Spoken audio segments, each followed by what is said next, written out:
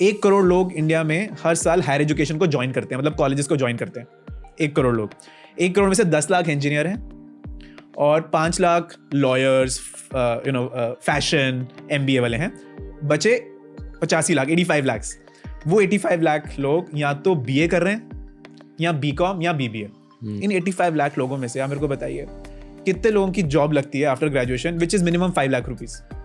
Less than 5%। ये number पता है सिर्फ 12,000 का है। वाह, मैं 1 लाख कहने वाला था। प्रथम मित्तल जी, हमें ChatGPT 3 के बारे में बताइए और आज के मॉडर्न बदलाव के बारे में बताइए। क्या हो रहा है दुनिया में 2023 में? पहला एग्जाम्पल तो है ChatGPT, जिसके बारे में हम बाहर बात कर रहे थे। It is a chat platform, it is a chat, it just looks like WhatsApp and you are chatting with artificial intelligence. आप कुछ भी उसको पूछिए, आप उसको बोलिए कि यार मेरे लिए एक पोएम लिख, मेरे को कनिका नाम की लड़की के बारे में कुछ पोएम लिखनी है, तो वो लिख के देगा आपको पूरी की पूरी।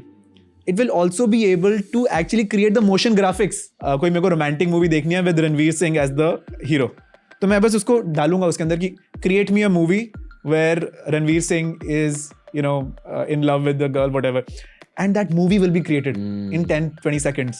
पूरी दुनिया बहुत जल्द से बदल रही है। जो जॉब्स आज है मार्केट में, कल नहीं होने वाले, AI की वजह से, प्रोग्रेस की वजह से, इंफॉर्मेशन एज की वजह से, एजुकेशन सिस्टम के स्लो होने की वजह से। मैं ये चाहता हूँ कि ये एपिसोड आप अपने पेरेंट्स, अपनी फैमिली के साथ देखें, क्योंकि उनकी एजुकेशन हुई थी 15 साल पहले, 20 साल पहले, जब सिनारियो पूरी तरह से अलग था। भारत बहुत ज्यादा ग्रो करने वाला है, पर बहुत सारे लोग अपने जॉब से फायर होंगे आर्टिफिशियल इंटेलिजेंस की वजह से। इस वजह से कि आज के MBA, आज के पोस्ट ग्रेड डिग्रीज शायद 10 साल बाद रेलेवेंट नहीं होंगे, और ये है आज की असलियत। इलॉन मस्क, पीटर थियल जैसे वर्ल्ड लीडर्स भी इन कॉन्सेप्ट्स को मानते हैं कि जॉब मार्केट पूरी तरह से बदल रहा है। आज का पॉडकास्ट है नए एजुकेशन फॉर्मेट्स के बारे में। आज के पॉडकास्ट गेस्ट है प्रथम मित्तल, जो एजुकेशन स्पेस के एक बहुत बड़े लीडर है। इनकी कंपनी मास्टर्स यूनियन बहुत सारे लोगों को मॉडर्न एजुकेशन देती है। इनके इंस्टीट्यूट पे प्रैक्टिकल एजुकेशन होती है, यानी कि अगर बिजनेस के बारे में सीखना है तो बिजनेस कीजिए, अगर पैसे कमाने हैं तो पैसों के बारे में सीखिए। Practical modern education. मैं ये मानता हूँ कि अगर आपको किसी सब्जेक्ट के बारे में बात करना है तो उस सब्जेक्ट से रिलेटेड कोई एंटरप्रेन्योर से आपको सवाल पूछने चाहिए। और आज का सब्जेक्ट है मॉडर्न एजुकेशन सिस्टम। इस देश के हर पेरेंट को ये पूरा पॉडकास्ट एंड तक देखना चाहिए।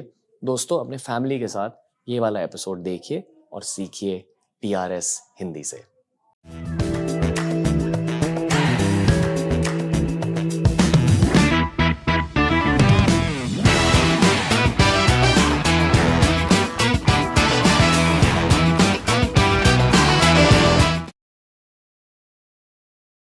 दुनिया पूरे तरीके से बदल रही है। आर्टिफिशियल इंटेलिजेंस आ चुका है। काफी सारे पुराने जॉब्स चले गए हैं इस दुनिया से। हमने एक ब्लॉकबस्टर पॉडकास्ट बनाया था भारतीय एजुकेशन सिस्टम के बारे में, इंग्लिश में, और वहां ऑडियंस ने हमें कहा कि प्रथम मित्तल को हिंदी पॉडकास्ट पर लेके आइए ताकि हम सब हमारे पेरेंट्स के साथ बैठकर इनकी बातें सुन सकें। प्रथम मित्तल, TRS हिंदी में आपका स्वागत है। थैंक यू यार, thank you for having me. बहुत कुछ सीखना आपसे आज, एजुकेशन सिस्टम के बारे में, जॉब मार्केट के बारे में, और हायर एजुकेशन के बारे में। कुछ लोग कहते हैं कि MBAs अभी इररेलेवेंट हो चुके हैं। कुछ लोग कहते हैं कि जो हमारे पुराने जॉब्स थे, कॉर्पोरेट जॉब्स, काफी सारे क्रिएटिव जॉब्स अभी नहीं रहेंगे। आई डोंट इवन नो कि इस टॉपिक की शुरुआत कहाँ से करनी चाहिए। आज हम थोड़ा एक लिस्टिकल फॉर्मेट फॉलो करेंगे। ठीक है। Some top key points to know about education system. पहले ये बताइए, आप कैसे हो? मैं बहुत बढ़िया जी। ओके। बॉम्बे में हूँ। दिल्ली में ठंड बहुत थी, दिल्ली में पोल्यूशन बहुत थी, पर बॉम्बे में एटलीस्ट वो नहीं है। कुछ लोग कहते हैं कि ये शहर शायद भारत का जॉब कैपिटल है। हाँ। कुछ लोग मानते हैं। हाँ। मैं ये मानता हूँ कि अब जॉब्स स्प्रेड आउट हो जाएंगे, क्योंकि अगले 10-20 साल भारत के, और भारत की ग्रोथ इंटीरियर इंडिया से आने वाली है। भारत की जॉब्स भारत में, सिटीज में पहले थी 60s-70s में, तब सारा एक्शन दिल्ली बॉम्बे में होता था। पर अब तो आप जलंधर आइए, आप लुधियाना जाइए, मतलब मैं उस एरिया से हूँ तो मेरे को पता है कि वहाँ पे जो ग्रोथ हो रही है, वहाँ पे जो कंस्ट्रक्शन हो रही है नई बिल्डिंग्स की, नई ऑफिसेज की, वो जो स्पीड है वो दिल्ली से कहीं ज्यादा है। पता है, जब भी हम जियोपॉलिटिकल पॉडकास्ट करते हैं तो बहुत लोग ये कहते हैं कि भारत को जितनी इकोनॉमिक ग्रोथ, मॉनेटरी ग्रोथ, पैसों की ग्रोथ मिलने वाली है अभी 10-20 सालों में, पूरी दुनिया की आंखें भारत पर टिकी हुई है। तो कुछ बताइए, नंबर शेयर कीजिए, क्या हो रहा है? देखिए, इंडिया आज के दिन 3.2 ट्रिलियन डॉलर इकोनॉमी है। हमारी जीडीपी 3.2 ट्रिलियन की है। यूएस की ऑलमोस्ट 30 ट्रिलियन की है, हमसे 10 गुना ज्यादा। नंबर थोड़ा इधर उधर हो सकता है मेरा, पर इतना ही है मोटा मोटा आप लेके चलोगे तो। और हमारी जो पॉपुलेशन है वो 3 गुना है यूएस से, राइट। तो अभी अपने को काफी डिस्टेंस कवर करना है, बट अब मुझे लगता है अगले 5-6 साल में हम 10% से ज्यादा पे भी ग्रो कर सकते हैं। और ऐसी ग्रोथ स्टोरी, ऐसे ग्रोथ नंबर्स दुनिया में और किसी कंट्री के पास नहीं है। चाइना के पास थे पहले, चाइना के पास पिछले दशक में थे, पर इस साल चाइना के पास वो नंबर्स नहीं है वैसे। पर उन्हीं नंबर्स की वजह से उस देश को इतनी ज्यादा ग्रोथ मिली। और अब भारत का टर्न आ चुका है, अब भारत की बारी है। क्योंकि आप देखिए, चाइना और भारत सेम फुटिंग पे थे 1950-60s में, दोनों की इंडिपेंडेंस सेम टाइम पे हुई थी, राइट।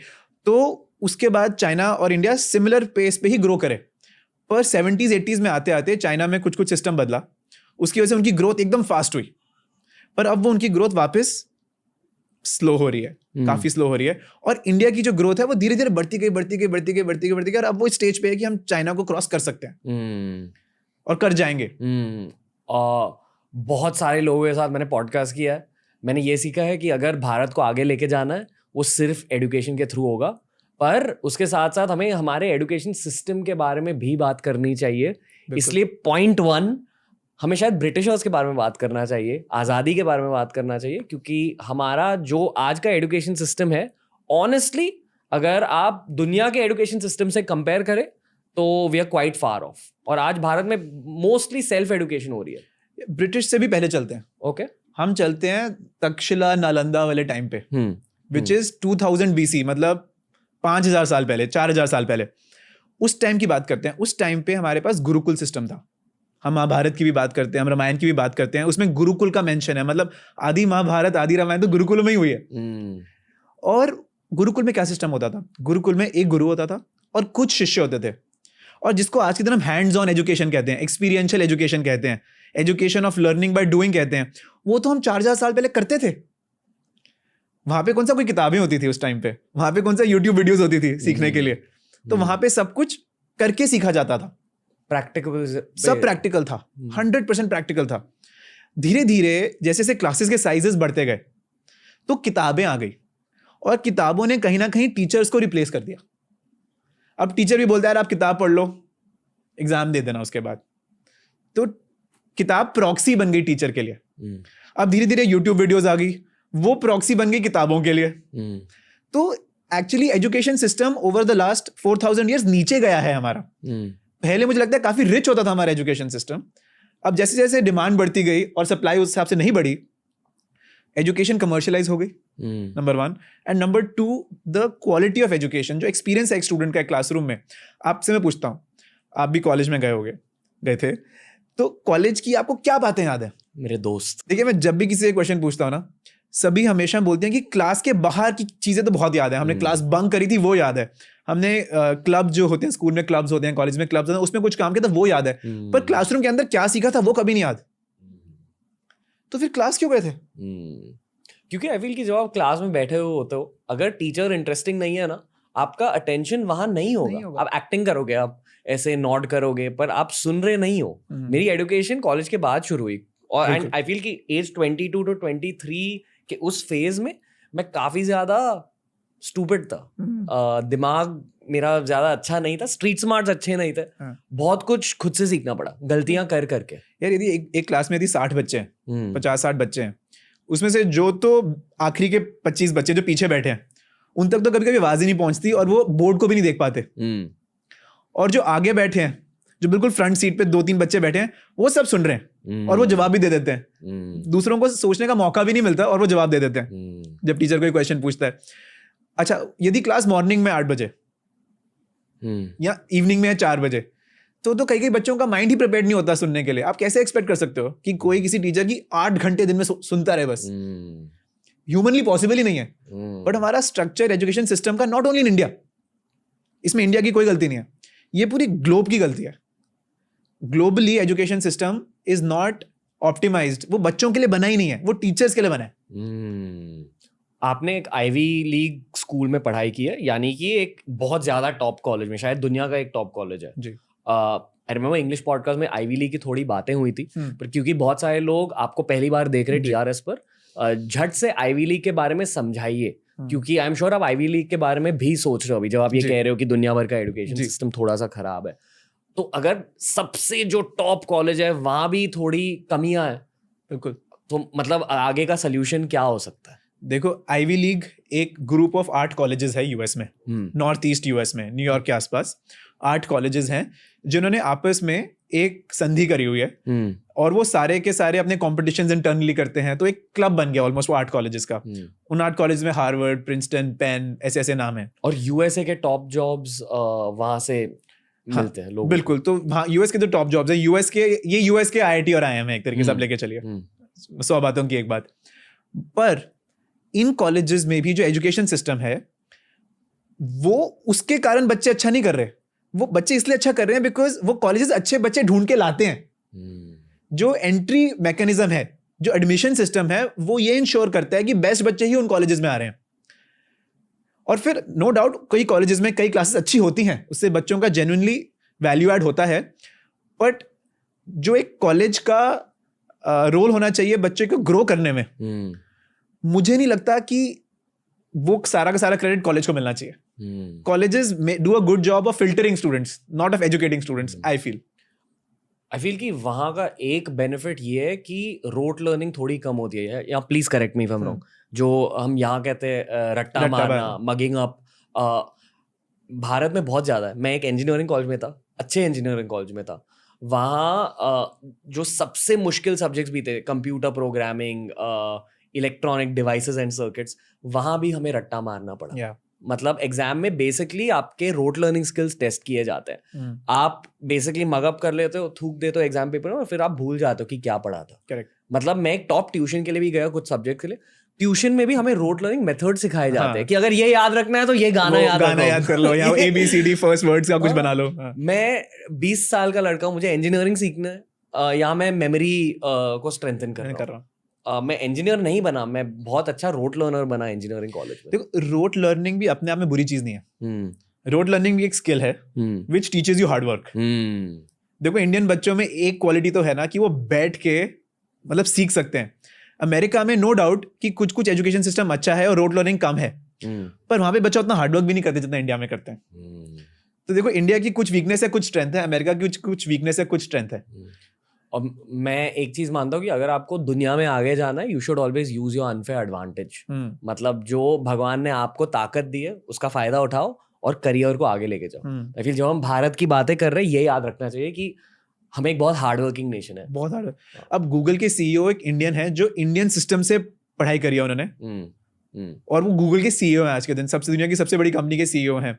कैसे बन गए वो? यदि इंडिया का एजुकेशन सिस्टम खराब होता और यूएस का अच्छा होता तो यूएस से निकलने चाहिए थे ना लोग। ऐसा क्यों है कि सिलिकॉन वैली में सारे ही सीईओज ऑलमोस्ट इंडिया के आ रहे हैं? तो इंडियन एजुकेशन सिस्टम को हम काफी गाली निकालते हैं और हमें लगता है कि वो इतना अच्छा नहीं है। उसमें कमियां हैं, रट्टेबाजी वाली कमी जरूर है, बट कुछ स्ट्रेंथ भी है।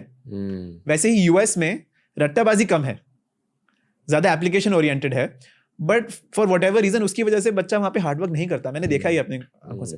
और फिर उनके करियर्स में भी ये होने लगता है कि जो भारतीय प्रोफेशनल्स होते हैं वो ज्यादा मेहनत करते हैं। बिल्कुल, एशियन प्रोफेशनल ज्यादा। मेरी टीम में कुछ अमेरिकन्स भी हैं, यूरोपियंस भी हैं, इंडियंस भी हैं। तो कभी कभी अमेरिकन्स के जो सोल्यूशंस होते हैं ना, वो इंडियंस के सोल्यूशन से थोड़े ज्यादा हटके होते हैं, थोड़े ज्यादा इनोवेटिव होते हैं। पर जब उस इनोवेशन को इम्प्लीमेंट करने की बात आती है, वहां पे इंडियन पे ही आपको डिपेंड करना पड़ता है, क्योंकि Indian can put in the hours, Indian can put in the heart and soul. America में ना जो एक रिलेशनशिप है ना आपकी टीम मेंबर के साथ, वो बहुत प्रोफेशनल है। वहां काम में इमोशन नहीं है, आप समझ रहे हो? यहाँ पे आपकी टीम है, वो दिन रात आपके साथ बैठी है, इमोशनली जुड़ी हुई है आपके साथ। यूएस में ऐसा नहीं है। चाइनीज लोग कैसे होते हैं? आपने चाइनीज लोग के साथ भी पढ़ाई की है, जिन लोगों ने चाइना में पढ़ाई की थी, उनका माइंडसेट कैसे होता है? वो भी हार्ड वर्किंग होते हैं? चाइना में भी ना, जैसे हमारे इंडिया में जेई एग्जाम है, हाँ, चाइना में एग्जाम है गाओकाओ, जो उनका एंट्रेंस एग्जाम है, और वो आईआईटी जेई से भी मुश्किल है, और उसकी प्रिपरेशन के लिए आपको ज्यादा टाइम देना पड़ता है आईआईटी जेई से भी। तो हमें लगता है ना कि आईआईटी जेई मुश्किल है, आपको गाओकाओ देखना चाहिए, वो नेक्स्ट लेवल मुश्किल है, ओके, राइट। तो उसकी वजह से उनके कल्चर में भी ये हार्डवर्क वाली चीज अंदर अंदर बसी हुई है। एक और चीज भी है, मैथमेटिक्स की बात करते हैं। जब हम आप बोलते हैं 11, चाइनीज में 11 नहीं बोला जाता, चाइनीज में बोला जाता है 10-1, श ई, मैं चाइनीज बोलता हूँ तो श ई बोला जाता है, विच मीन्स 10-1। तो जो मैथमेटिक्स अपने माइंड में कर रहे हैं ना, जब हम बोलते हैं 11 + 21, हम सोचते हैं 11 + 21 या 11 + 21, वो सोचते हैं 10-1 + 20-1। तो मैथमेटिक्स डिफरेंट होती है। तो जो उनकी मेंटल मैथ है, जो उनकी सोच है, वो उसका बेसिस ही डिफरेंट है, फर्स्ट प्रिंसिपल्स ही डिफरेंट है। ओके, क्रिकेट देखते थे आप पहले? बिल्कुल, अभी भी हाँ, देखते हैं। अभी देखते हैं। तो पहले जैसे ऑस्ट्रेलियन क्रिकेट टीम बहुत ज्यादा जबरदस्त थी, हेडन, गिलक्रिस्ट, हाँ। पॉन्टिंग, वो वाली टीम, और Indian team second best team थी तब, या थर्ड बेस्ट, सेकंड और जो भी। थर्ड, हाँ। और हमारे लिए ऑस्ट्रेलियन टीम एस्पिरेशनल थी, हमें उनके जैसा बनना बनना है, है। जो हम बने बाद में Eventually. 2011 वर्ल्ड कप के टाइम Correct. पे। उसी तरह अगर आप एक वर्ल्ड सिनारियो को स्टडी करें, शायद Chinese education system, Chinese governance, वो ऑस्ट्रेलियन क्रिकेट टीम है, और भारत को वहां तक पहुंचना है, क्योंकि चाइना को इतनी ग्रोथ मिली है पैसों की वजह से, उन्होंने बहुत पैसे कमाए हैं, Right. हमें भी पैसे कमाने हैं। अगला पॉइंट, हमें पैसों के बारे में बात करना चाहिए, क्योंकि देखो बहुत सारे भारतीय पेरेंट्स ये वाला पॉडकास्ट देख रहे हैं, राइट। एंड मोस्टली भारतीय पेरेंट्स ये चाहते हैं कि उनका बच्चा ज्यादा पैसे कमाए, सम्मान कमाए सोसाइटी में। आई फील कि सम्मान भी आप पैसे से ही कमाते हो in many cases, in most cases. हमें पैसों की बातें करनी चाहिए थोड़ी। Lot of people associate education only with money. आप कुछ कहना चाहोगे पैसों के बारे में विद रिस्पेक्ट टू एजुकेशन? बिल्कुल। देखिए, दो तरीके की एजुकेशन होती है। एक होती है प्रोफेशनल एजुकेशन, और एक होती है लिबरल एजुकेशन। लिबरल एजुकेशन होती है जिसमें आप पढ़ते हो फिलॉसफी, इकोनॉमिक्स, पॉलिटिक्स। ये वो एजुकेशन है जिसको आप अप्लाई करके जॉब में अच्छा काम नहीं कर सकते। ये आपको ग्रो करती हैं एज अ ह्यूमन बीइंग, ये आपको एक पर्सपेक्टिव देती हैं, आपका दिमाग खोलती हैं ये चीजें, जब आप हिस्ट्री पढ़ते हो, जब फिलॉसफी पढ़ते हो, पर इससे आपको डायरेक्टली जॉब नहीं मिलती। फिर होती है प्रोफेशनल एजुकेशन, जैसे एमबीए और इंजीनियरिंग, कि आपको वो स्किल सिखाई जाती हैं जिससे आपको जॉब मिलती है। राइट। इंडिया में आज के दिन भी हमें लगता है कि इंजीनियरिंग और एमबीए टॉप के सब्जेक्ट्स हैं, ऐसा नहीं है। इंडिया की सबसे पॉपुलर डिग्री आज के दिन बैचलर ऑफ आर्ट्स है, बीए है। ओके, बीए है, जिसमें बच्चों को इकोनॉमिक्स, कॉमर्स, सोशियोलॉजी, ये चीज़ें पढ़ाई जाती हैं। 1 करोड़ लोग इंडिया में हर साल हायर एजुकेशन को ज्वाइन करते हैं, मतलब कॉलेजेस को ज्वाइन करते हैं। 1 करोड़ लोग, 1 करोड़ में से 10 लाख इंजीनियर हैं, और 5 लाख लॉयर्स, फैशन, एमबीए वाले हैं। बचे 85 लाख, 85 लाख। वो 85 लाख लोग या तो बीए कर रहे हैं, या बीकॉम, या बीबीए। राइट। और जो ये 3 कोर्सेज है ना, जो हो सकता है आपके काफी दर्शक भी कर रहे हो, उनके बच्चे कर रहे हो, ये 3 कोर्सेज आपको जॉब रेडी नहीं बना पाते। And that is the problem with Indian education system. ये 3 कोर्सेज जो हैं इंडिया में मैच्योर नहीं हुए हैं to prepare people for jobs. That is why India में जो अनएम्प्लॉयमेंट ग्रेजुएट रेट है, मतलब जो ग्रेजुएट्स हैं हमारे, उनका क्या अनएम्प्लॉयमेंट रेट है, वो बहुत ज्यादा हाई है। क्योंकि 85 लाख, अच्छा मैं आपको एक और क्वेश्चन पूछता हूँ, इन 85 लाख लोगों में से आप मेरे को बताइए कितने लोगों की जॉब लगती है after graduation, which is minimum 5 lakh rupees? Less than 5%। नहीं, फिर से सोचिए, 85 लाख लोग, इसमें से कितने परसेंटेज लोगों की जॉब लगती है that page more than 5 lakh rupees? आप भी अपने सोचिए माइंड में गाइस। ऐसा लग रहा है कि मैं 10 का दम पे आया हूँ। सॉरी। पर ये एक बहुत इंपॉर्टेंट पॉइंट है, ये नंबर पता है सिर्फ 12,000 का है। वाओ, मैं 1 लाख कहने वाला था। 12,000 बच्चे हमारे जो बीकॉम, बीबीए या बीए पढ़ के निकल रहे हैं, सिर्फ 12,000 लोग 85 लाख में से, उनको 5 लाख से ऊपर की नौकरी मिल पा रही है। This includes all your Delhi university, saint Xavier's college, Christ college, कोई भी आप उठा लो, 12,000 लोग हैं सिर्फ। और ये हमने रिसर्च करी है, किसी कोई पब्लिक की रिपोर्ट है ये। 5 लाख पर एनम कितना होता है per month? Per month around 45,000, 40,000। Wow, ये मतलब 100 बातों की एक बात हो गई इसमें, इस नंबर में। तो इसलिए हमारे को अपना एजुकेशन सिस्टम को इम्प्रूव करना पड़ेगा, ताकि वो 5 लाख को हम 6 लाख, 10 लाख, 12 लाख तक खींच सकें, तभी इंडिया ग्रो करेगा। आई फील कि और जनरली इंडियंस में वो कैपेबिलिटी है कि हम फॉरेन कंपनीज के लिए भी अच्छा काम कर सकते हैं, पर हमें वहां तक पहुंचना पड़ेगा इन टर्म्स ऑफ स्किल। हमें बैटिंग बॉलिंग शो ऑफ करनी पड़ेगी दुनिया के सामने, फिर लोग आउटसोर्स करेंगे जॉब्स।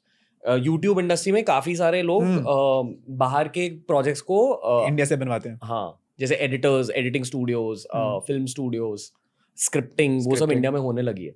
नहीं बिल्कुल ये चीजें भी, बट इंडिया को यदि हमें ग्रो कराना है और हमारे को जॉब्स को ग्रो करवाना है, at the end of the day हमें इंडिया में मैन्युफैक्चरिंग करनी ही पड़ेगी। सर्विस इंडस्ट्री से सिर्फ इंडिया ग्रो नहीं कर सकता। आई फील कि हमें आईटी बूम के बारे में भी बात करना चाहिए, क्योंकि हिस्ट्री रिपीट्स इटसेल्फ। श्योर। तो आईटी बूम के बारे में बताइए, क्या हुआ था 90s में? 90s में क्या हुआ कि यूएस में सैलरीज बहुत तेजी से बढ़ने लगी और उनकी जो पॉपुलेशन थी वो इतना फास्ट इंक्रीज नहीं हो रही थी। तो उसकी वजह से जैसे सैलरीज इंक्रीज होती गई और उनको ये लगने लग गया कि यार इंडिया में सेम स्किल सेट हमें चीपर मिल सकता है, तो उन्होंने इंडिया में जॉब्स आउटसोर्स करना शुरू कर दिया। उसी टाइम पे इंडिया में कंपनीज बनने लगी जैसे इन्फोसिस, HCL, ये सब बनने लगी और ये लोग वो प्रोजेक्ट्स बहुत अच्छी तरीके से करने लगे उन कंपनीज के लिए। तो 90s, 2000s, अर्ली 2000s में एक वेव आई जिसमें बैंगलोर डेवलप हुआ, हैदराबाद डेवलप हुआ, पुणे डेवलप हुआ। इन सिटीज में बाहर की कंपनियों के प्रोजेक्ट्स किए जाते थे और इंडिया एक आउटसोर्सिंग नेशन बन गई। उसकी वजह से क्या हुआ कि इंडिया तो ग्रो किया डेफिनेटली, बट उस ग्रोथ की एक लिमिट है। क्योंकि क्या होगा कि जैसे जैसे हमारी सैलरीज बढ़ती गई पिछले 10-12 सालों में, जो कि बड़ी है, वैसे वैसे हम एक्सपेंसिव हो गए अमेरिकन के लिए आउटसोर्स करना। तो आज के दिन अमेरिकन के लिए आउटसोर्स करना is not as cheap as it used to be. तो हमारा जो कंपेरेटिव एडवांटेज था इंडिया का, जिसकी वजह से हमारे को आईटी बूम मिला था, वो गेम खत्म होने वाली है अब। ओके। तो अब हमें और एवेन्यूज ढूंढने पड़ेंगे पैसा कमाने के। मतलब 30 साल के लिए वो बूम चली। आज के दिन वो नहीं है बूम। यदि आज के दिन मान लीजिए फेसबुक है, फेसबुक अपने यूएस में इंजीनियर को $1 लाख देता है, तो इंडिया में जो इंजीनियर जिसको वो हायर कर रहा है उसको ऐसा नहीं कि वो $5,000 दे रहा है, जो कि ट्रू था पहले। आज के दिन उसको $50-60 हजार देना पड़ रहा है। तो इसलिए आउटसोर्सिंग खत्म, आईटी बूम खत्म। 5-6 साल और रह गए, चंद महीने। अब बात कीजिए आने वाले ट्रेंड्स के बारे में, आने वाले अपॉर्चुनिटीज के बारे में। आई फील कि ये वाला पॉडकास्ट बहुत सारे लोगों के लिए बहुत जरूरी है। एंड आई विश कि जब मैं कॉलेज में था मुझे एक ऐसा पॉडकास्ट मिलता, क्योंकि मुझे बहुत सारे जवाब खुद ढूंढने पड़े इन ऐसे ही कॉन्वर्सेशन से। देखिए इसमें ना बहुत सिंपल एक बात है कि यदि आपको एक अच्छी लाइफ बनानी है अपने लिए, राइट, या तो आपको एक बहुत ही अच्छी जॉब चाहिए, पर यदि आप उस मिडिल जॉब में फंस गए तो आप ये सोचिए कि यार आपको यदि बॉम्बे में घर लेना है, जो घर 5-6 करोड़ रुपए का है, तो उसके लिए आपकी सैलरी कितनी होनी पड़ेगी। यदि लेट्स से आप आज 30 साल के हैं या 25 साल के हैं और आपको 15 साल में अपना घर चाहिए बॉम्बे में, अच्छा, सी फेसिंग, नाइस, तो आप बैक कैलकुलेशन करना शुरू करो। आप देखो कि यार मेरे को उसके लिए मिनिमम एक साल में 20 लाख रुपए सेव करने पड़ेंगे, तो मतलब मेरी सैलरी होनी चाहिए सम 30-35 लाख।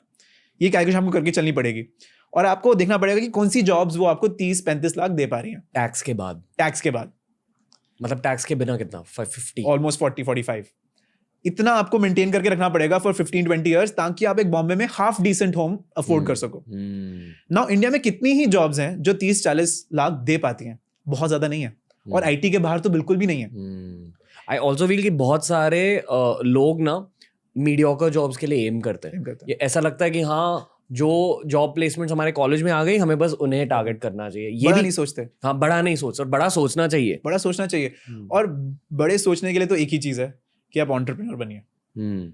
शुरू में थोड़ी मुश्किलें आएंगी, शुरू में ऐसा लगेगा कि रिस्क है, बट एंटरप्रेन्योरशिप का जो रिटर्न है वो बहुत ज्यादा अच्छा है।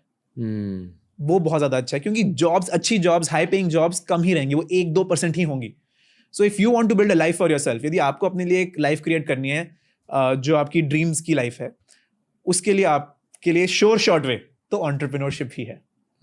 आई ऑल्सो फील कि एंटरप्रेन्योरशिप शायद बहुत लोगों के लिए नहीं है। वो एक्सपीरियंस से पता चलता है। जब आप मैदान में उतरते हो तो आपको पता चलता है कि maybe I don't want to take part in this game. फिर आप फॉल बैक ले सकते हो, बट ट्राई तो फिर भी करना चाहिए। मेरा लॉजिक ये है कि एटलीस्ट किसी एंटरप्रेन्योर की कोर टीम को ज्वाइन करना चाहिए। हाँ। अगर आपको खुद नहीं करना है, वो भी एंटरप्रेन्योरशिप ही है। जो आप कोर टीम, क्योंकि कोर टीम में आप सब कुछ कर रहे हो, जनरलिस्ट बन जाते हो। पर और क्या करना चाहिए एक पैसों के पर्सपेक्टिव से? देखिए एंटरप्रेन्योरशिप ही मेन चीज है। आपको एज यू सेड 3-4 चीजें हैं. फर्स्ट, या तो अपनी कंपनी शुरू करिए यदि आप वो रिस्क उठा सकते हैं, कुछ आपकी सेविंग्स हैं. कुछ ऐसी भी आप कंपनीज आज के दिन शुरू कर सकते हैं जिसके लिए इन्वेस्टमेंट की नहीं जरूरत. जैसे फॉर एग्जांपल यूएस में एक बहुत पॉपुलर कॉन्सेप्ट है ड्रॉप शिपिंग का. हमारे काफी स्टूडेंट्स भी करते हैं drop shipping as part of the course. उसमें वो लोग क्या करते हैं, they try to sell products that others are selling but online and for a profit. तो जैसे फॉर एग्जांपल हमारी एक बच्ची ने क्या किया अभी, हमारे ना गुड़गांव में एक मार्केट है कॉल्ड बंजारा मार्केट. ठीक है जी. बंजारा मार्केट एक फ्ली मार्केट है जहाँ पे गांव के लोग आके अपनी चीजें बेचते हैं. तो ये लड़की क्या करती थी, सुबह बंजारा मार्केट जाती थी, वहां से सस्ते में सामान खरीदती थी, जैसे कैंडल हो गई, छोटे छोटे टेबल्स हो गए, कप्स हो गए, वो खरीदती थी. उसमें ना अपनी ब्रांडिंग करती थी. उसका ब्रांड था आर्टिजन्स ऑफ बंजारा करके. तो वो अपना ब्रांडिंग करती थी, उसको थोड़ा वैल्यूबल बनाती थी, नाइस पैकेजिंग करती थी, और फिर शाम को साइबर हब में जाके उसको 10 टाइम्स प्राइस में बेचती थी. वाओ. राइट. ये ड्रॉप शिपिंग है एक तरीके से, कि you are selling somebody else's product for a profit. Trading कह लो इसको आप. ये शुरू करने के लिए आपको कुछ भी इन्वेस्टमेंट नहीं चाहिए. और ये यूएस में बहुत सारे लोग करते हैं. यूएस में बहुत सारे लोग करते हैं. सोलोप्रेन्योर्स कहते हैं इनको. एंटरप्रेन्योर हो गया कि जिसकी कंपनी है. सोलोप्रेन्योर मतलब single man entrepreneur, single man company, single woman company. US में वैसे इतना एंटरप्रेन्योरशिप का कल्चर कैसे है जो यहाँ है बट इतना नहीं है? इंडिया में एंटरप्रेन्योरशिप ज्यादा है. इंडिया में मॉम एंड पॉप स्टोर्स, किराने की दुकान. आपको पता है इंडिया में कितने गोल्ड रिटेलर्स हैं? गोल्ड की दुकानें कितनी है इंडिया में? 2.5 लाख गोल्ड की दुकानें. वाओ. और ये तो वो है जो हम मैप कर पा रहे हैं. इंडिया में 9 लाख केमिस्ट की दुकानें हैं. ये सब एंटरप्रेन्योर्स हैं. पर यूएस में एंटरप्रेन्योरशिप की एक चीज है कि वो लोग थोड़ा बड़ा सोचते हैं. जब वो सोचते हैं कि मेरे को एक केमिस्ट की दुकान बनानी है, वो ये नहीं सोचते कि मेरे को एक केमिस्ट की दुकान बनानी है. वो ये सोचते हैं कि मैं केमिस्ट की दुकानों की चेन कैसे बनाऊं. उनका ड्रीम थोड़ा बड़ा है. सो इंडिया में एंटरप्रेन्योरशिप ज्यादा है, पर कुछ कुछ इंडिया में एंटरप्रेन्योरशिप मिसगाइडेड है या छोटी सोच की है. छोटी सोच, I don't mean in a derogatory way, मतलब I mean the size of the dream is not large enough. I feel कि अगर आप एक सेकंड जेन या थर्ड जनरेशन एंटरप्रेन्योर हो, वो आपके लिए एक बहुत बड़ी ब्लेसिंग हो सकती है. पर लोग इस सिचुएशन को ऐसे ज्यादातर नहीं देखते. लोग ये सोचते हैं कि नहीं, मुझे पापा का बिजनेस ज्वाइन नहीं करना है, दुकान में नहीं बैठना है. अरे बैठो, वो आपके लिए एक एडवांटेज है बहुत बड़ा. और फिर आप वहां से बहुत कुछ ग्रो कर सकते हो. अगर आपका कोई भी छोटा या बड़ा फैमिली बिजनेस है, जाकर उसे स्केल करो. स्केलिंग के बारे में सीखो कि कैसे करते हैं. ये कल्चर नहीं है, क्योंकि मूवीज में हमें दिखाया जाता है कि पापा का बिजनेस ज्वाइन करना कूल नहीं होता. आपको इंस्टेंट धूम की बाइक चलानी चाहिए. पंजाब में आपने देखा होगा, I think farming is the most profitable business. पर पंजाब में जो हमारी जनरेशन है ना, वो सारी कनाडा जाना चाहती है. वो सारी अब्रॉड जाना चाहती है, क्योंकि उनको फादर के फार्म में काम करके छोटा लगता है. वो ये नहीं सोच पा रहे हैं कि यार food and agriculture is the biggest market in the world. वो ये नहीं सोच पा रहे हैं कि हम अभी जैसे मैं आपको बताता हूँ, हमारे नेबर में रहते हैं, वो वीट उगाते हैं और राइस उगाते हैं. जैसे पूरा पंजाब वीट और राइस उगाता है. अब उनके 2 बेटे हैं, तो एक बेटा तो चला गया था पहले बाहर. जो छोटा बेटा है उसने ना गेम ही चेंज कर दी. उसने बोला जब मैं वीट लगाता हूँ ना 1 एकड़ लैंड पे, तो मेरे को 5,000 रुपये का रेवेन्यू आता है उससे. पर उसी लैंड पे यदि मैं एप्पल उगाता हूँ, या यदि मैं कुछ फ्रूट्स उगाता हूँ, या मैं एवोकाडो उगाता हूँ, तो मैं उससे 50,000 रुपये कमा सकता हूँ. इतनी सी इनोवेशन करी उसने. And now he is running a successful fruit and vegetables business. तो आप ये सोचो कि आप अपने फैमिली बिजनेस को, जिसमें एसेट्स ऑलरेडी हैं, दुकान ऑलरेडी है, लैंड ऑलरेडी है, उसके साथ आप नया क्या कर सकते हो. हर साल खुद को चैलेंज करना चाहिए. यही होती है एंटरप्रेन्योरशिप. आप एक जगह बैठ नहीं सकते हो. आपको हमेशा ये सोचना पड़ता है कि आप अगले साल क्या करो, उसके बाद क्या कर रहे हो. अगर आपको बिजनेस छोड़ना भी है, एक ऐसा सिस्टम लगा दो जिसकी वजह से आपका बिजनेस खुद से. इसका एक टर्म है, इसको कहते हैं ग्रोथ माइंडसेट. ग्रोथ माइंडसेट एक बहुत इंटरेस्टिंग टर्म है. ठीक है. एक होता है माइंडसेट जिसमें यार जो है बढ़िया है, मैं खुश हूं. एक होता है ग्रोथ माइंडसेट कि यार अभी भी मैं खुश नहीं हूं, मेरे को और चाहिए, मेरे को और अच्छा बनना है. जो आपकी ऑडियंस है, जो ये पॉडकास्ट देखती है, उनका ग्रोथ माइंडसेट है. तभी वो ये पॉडकास्ट देख रहे हैं कि मैं अपने आप को कैसे इंप्रूव करूं. पर काफी लोगों में वो ग्रोथ माइंडसेट नहीं होता. वो हमारी टीचिंग, हमारे कल्चर, कुछ एरियाज का ऐसा है जहाँ पे वो ग्रोथ माइंडसेट को हम नर्चर नहीं करते. आई फील कि हमने 1000 सालों से क्या कहते हैं, इन्वेजन्स देखे, इंपीरियलिज्म देखा है, ब्रिटिशर्स आ गए. ग्रोथ माइंडसेट हमारे कल्चर से निकल गया, पर अभी वापस आने लगा. पूरा भारत ग्रोथ के बारे में सोच रहा है. बट आई फील कि इस पॉइंट में पेरेंट्स को भी एड्रेस करना चाहिए हमें. पेरेंट्स अपने बच्चों के फ्यूचर को लेकर काफी ज्यादा टेंशन ले रहे हैं आजकल कि क्या होने वाला है, क्योंकि दुनिया जेन्युइनली बदल रही है.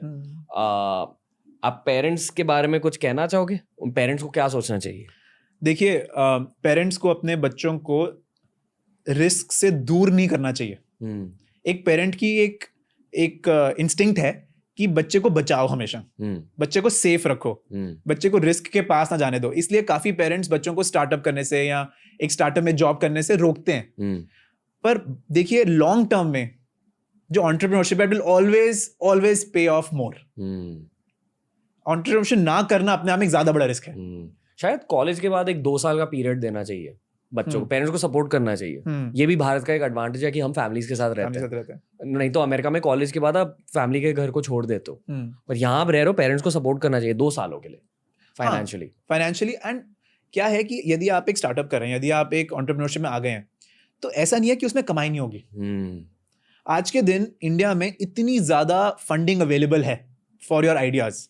यदि आपके पास एक अच्छा आइडिया है और यदि आप उस आइडिया को प्रॉपर्ली प्रेजेंट कर सकते हो और आपने एक बेसिक प्रोडक्ट बना लिया, बहुत बेसिक, जिसको हम MVP कहते हैं, मिनिमम वायबल प्रोडक्ट, यदि उतना है आपके पास, तो आपको फंडिंग मिलेगी, चाहे आप IT के हो, चाहे आप IT के ना हो. It does not matter. आज के दिन फंडिंग बहुत अवेलेबल है इंडिया में. जो एक्सेलरेटर्स, इंक्यूबेटर्स तो सारे हो गए हैं. शार्क टैंक इंडिया में आ गया है. चलो, शार्क टैंक तो टीवी पे है, बट शार्क टैंक जैसे छोटे छोटे ऑर्गेनाइजेशंस हर शहर में आ रही हैं. तो आपको फंडिंग मिलना आज के दिन, हमें लगता है कि बहुत मुश्किल है, you have to pitch to hundreds of people, idea बहुत अच्छा होना चाहिए, ये है वो है. इंडिया में इजी हो रहा है. इसलिए यदि पेरेंट्स कुछ सपोर्ट करें बच्चों को, राइट, जैसे आपने 2 साल कहा, या जस्ट मेंटली या स्पिरिचुअली बच्चे को सपोर्ट करें कि हाँ यार तू कर, कोई और नहीं, थोड़ा सा एटीट्यूड वो रहे, तो इंडिया कैन रियली ग्रो. मेरे खुद के करियर के शुरुआत में मुझे पता था कि मुझे एंटरप्रेन्योरशिप करनी है, क्योंकि मुझे अमेरिकन मीडिया का एक्सपोजर था. मुझे पता था कि अमेरिका में ऐसे सोचते हैं, भारत में कम लोग सोचते हैं ऐसे. इसलिए यूट्यूब की शुरुआत करी, मंकी की शुरुआत करी, एटसेट्रा एटसेट्रा. मेरे करियर के स्टार्ट में मेरी मम्मी की पूरी जनरेशन, मामा, चाचा, पापा, सब लोग थोड़ा सा डिस्करेज करते थे कि क्या कर रहा है यार, मतलब प्लीज जाके पढ़ाई कर ले, वो तेरे को फाइनेंस का जॉब मिला है वो कर ले. करेक्ट. सब लोग डिस्करेज करते थे उस जनरेशन के लोग. मेरे दादा और मेरे नाना जी मुझे बहुत सपोर्ट करते थे, क्योंकि वो दोनों एंटरप्रेन्योर्स थे. उन्होंने मेरे में एंटरप्रेन्योरशिप स्पिरिट देखा और बोला कि कर ट्राई वो चाहिए. हाँ, और जस्ट उस एक फैमिली मेंबर के सपोर्ट की वजह से, 2 फैमिली मेंबर के सपोर्ट की वजह से मुझे बहुत ज्यादा बूस्ट मिल गया, मेंटल बूस्ट मिल गया तब. इसलिए आज ये सब किया, और अभी भी वो फोर्स बरकरार है. और अभी वो पेरेंट्स की जनरेशन मानती है कि हाँ वो शायद तब गलत कह रहे थे. तो अगर कोई भी अपने बच्चों को एंटरप्रेन्योरशिप से डिस्करेज करे, प्लीज एक बार जस्ट सोचिए. हाँ. एक कॉन्वर्सेशन कीजिए अपने बच्चों के साथ. उसके साथ साथ मैं एक प्रैक्टिकल टिप भी देना चाहूंगा.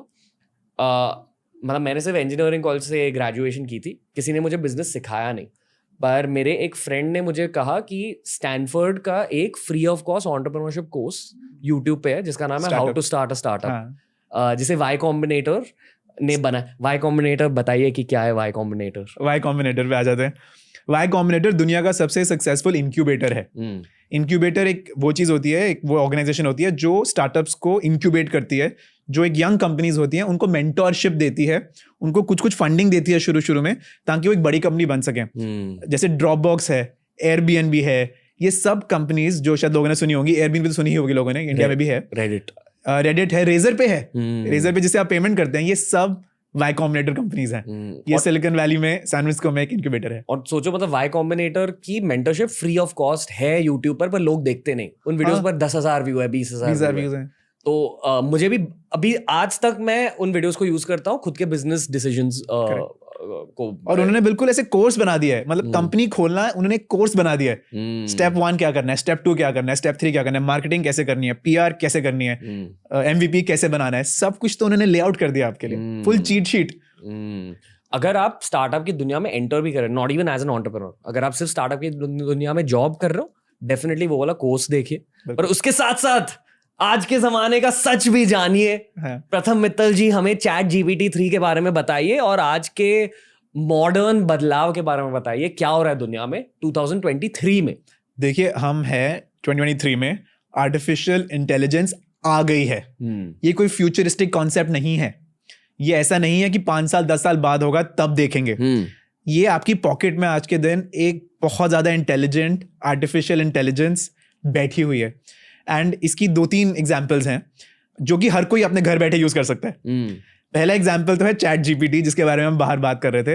It is a chat platform, it is a chat, it just looks like WhatsApp and you are chatting with artificial intelligence. आप कुछ भी उसको पूछिए, आप उसको बोलिए कि यार मेरे लिए एक पोयम लिख, मेरे को कनिका नाम की लड़की के बारे में कुछ पोयम लिखनी है, तो वो लिख के देगा आपको पूरी की पूरी। आप बोलिए कि मेरे को ये ईमेल लिखनी है अपने बॉस को 2 दिन की छुट्टी मांगते हुए और ये बताते हुए कि मेरी मदर की तबीयत खराब है, वो लिख के देगा वो आपको, और बिल्कुल फ्लॉलेसली, बिना किसी स्पेलिंग एरर के, बिना किसी ग्रामेटिकल एरर के। आप बोलिए कि मेरे को एक आर्टिकल लिखना है, मैं टर्की जा रहा हूँ और टर्की के बारे में मेरे को फाइंड आउट करना है कि वहाँ पे टॉप 10 रेस्टोरेंट्स कौन से हैं। तो मैं बस बोलूंगा टॉप 10 रेस्टोरेंट्स इन टर्की, तो वो सब बता देगा मेरे को। फिर मैं उसको ये भी पूछ सकता हूँ कि टॉप 10 रेस्टोरेंट्स इन टर्की जहाँ मेरे को इंडियन फूड मिलेगा। वाओ, मतलब वो सब आपको बता देगा। तो पूरी इंटरनेट की इंटेलिजेंस एक आर्टिफिशियल इंटेलिजेंट माइंड के अंदर है, और उससे आप कुछ भी पूछ सकते हो और उसका जवाब देगा। यदि किसी को ट्राई करना है, वो आज के दिन फ्री ऑफ कॉस्ट अपने फोन्स पे openai.com पे जाके ये सब ट्राई कर सकते हो। और ये इलॉन मस्क ने बनाया है। ये 2016 में इलॉन मस्क, जिन्होंने टेस्ला बनाया और ट्विटर खरीदा, ये उनकी और 2-3 और लोगों की ब्रेन चाइल्ड है। उन्होंने क्या सोचा होगा? यही करना था उनका बड़ा सिंपल था कि क्या हम एक ऐसा कंप्यूटर बना सकते हैं जिसकी इंटेलिजेंस एक ह्यूमन इंटेलिजेंस जितनी हो, एक human assistant, may be even more than that, smart human assistant, smart, very smart human assistant that does not make mistakes. वो उनका विजन था और उन्होंने वो अचीव किया है।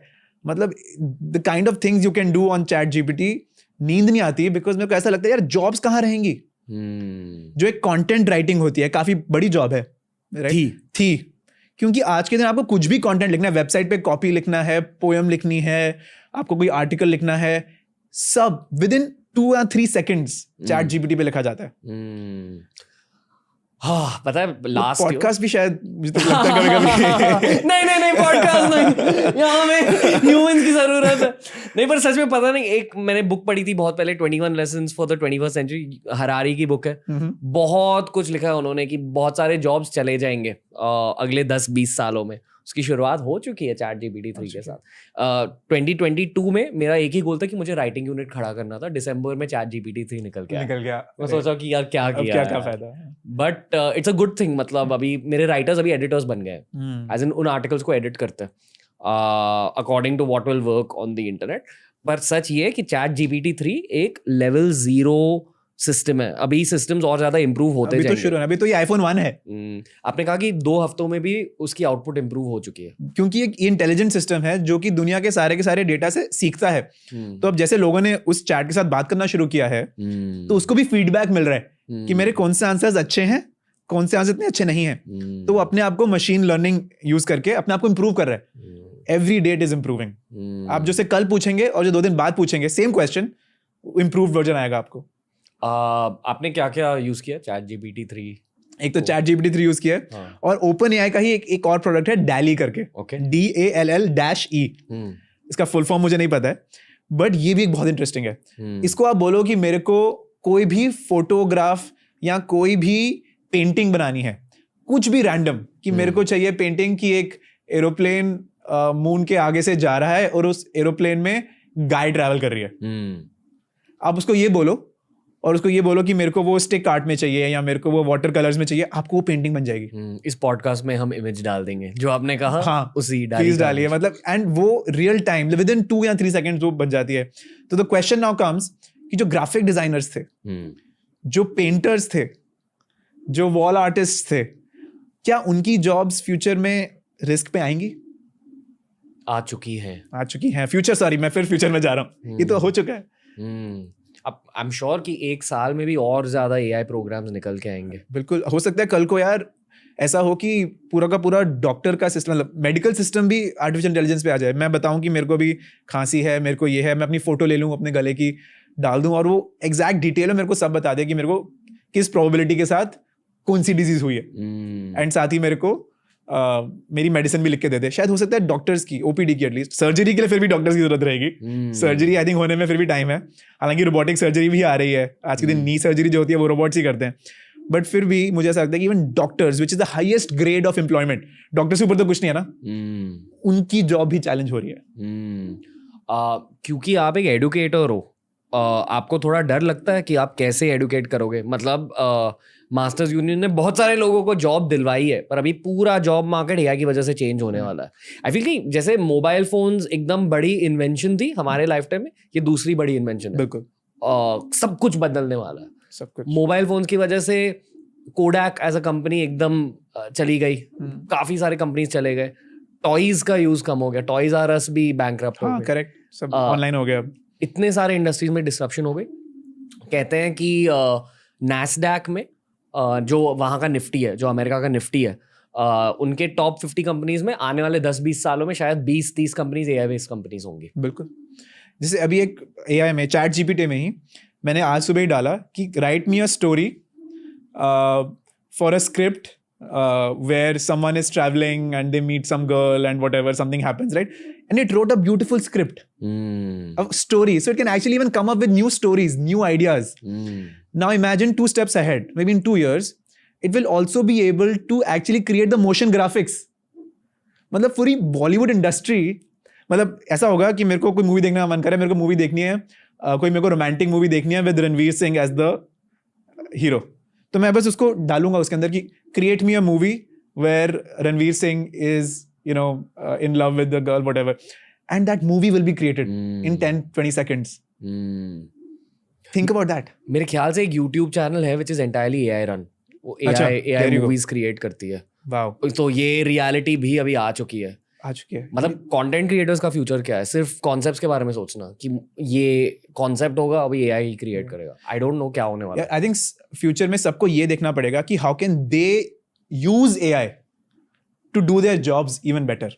और यदि आपकी जॉब एआई ले रहा है तो आपको फिगर आउट करना पड़ेगा कि यार आप अपने आप को कैसे अपस्किल करो कि आप हमेशा एआई से 2 steps ऊपर रहो.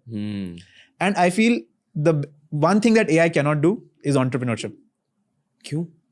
AI cannot start a company. AI can solve your problems, but somehow someone has to even find those problems, right? So entrepreneurs will always exist, right? So everyone can try to figure out a way to use AI, and the best way to use AI is to become an entrepreneur. And then use AI for graphic designing, then use AI for content writing, then use AI for sales. Okay. फिर से parents देख रहे हैं, अभी वो अपने बच्चों के लिए सोच रहे हैं, तो एक बच्चे को क्या सोचना चाहिए जो अभी एक टीनेजर है, जो अभी एक कॉलेज स्टूडेंट है, बहुत अजीब जॉब मार्केट में जॉब पाने की कोशिश करेगा या करेगी? उन्हें क्या सोचना चाहिए? उन्हें ये सोचना चाहिए कि क्या वो, देखिए कुछ तो होती है हार्ड स्किल्स, जैसे कोडिंग एक हार्ड स्किल है, अकाउंटिंग एक हार्ड स्किल है, कंटेंट राइटिंग एक हार्ड स्किल है. तो वो सारी स्किल्स तो आज नहीं तो कल एआई आपके लिए करने लग जाएगा. मतलब कोडिंग भी एआई करने लगेगा? कोडिंग भी एआई करने लगेगा. इनफैक्ट चैट जीपीटी में आप कोड भी लिखवा सकते हो. आप बोलो write me a code in Python और write me a code in C plus plus that does XYZ, वो पूरा बना देगा. तो इवन कोडर की जॉब भी क्वेश्चन में है. जिसने एआई बनाया है उसकी जॉब भी क्वेश्चन में है. कल को होपफुली आप एक एआई को ये भी बोल सको कि you AI design me an another AI that is more intelligent then you. Wow, anything can happen. जैसे एक जीनी ने अगर आपको ये बोला कि आपके पास 3 विशेस हैं, आप ये पूछो कि नहीं मुझे और 1000 विशेस चाहिए, तो वो तो ये भी हो सकता है ना. तो यदि आपको आज के दिन फ्यूचर के लिए रेडी होना है तो जो बाकी तरीके की स्किल्स हैं, innovation, growth mindset, emotional intelligence, ये सब चीजें बिल्ड करो. ये एआई आपसे कभी नहीं ले पाएगा. फ्यूचर के कुछ टॉप जॉब्स क्या होंगे? साइकोलॉजिस्ट. हाँ, psychologist is a good one.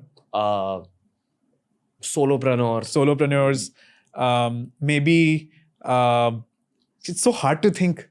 It is so hard to think. पता है वो हरारी की बुक में ये भी लिखा था कि म्यूजिक विल गेट रिप्लेस, क्योंकि म्यूजिक आप बहुत आसानी से क्वांटिफाई कर सकते हो.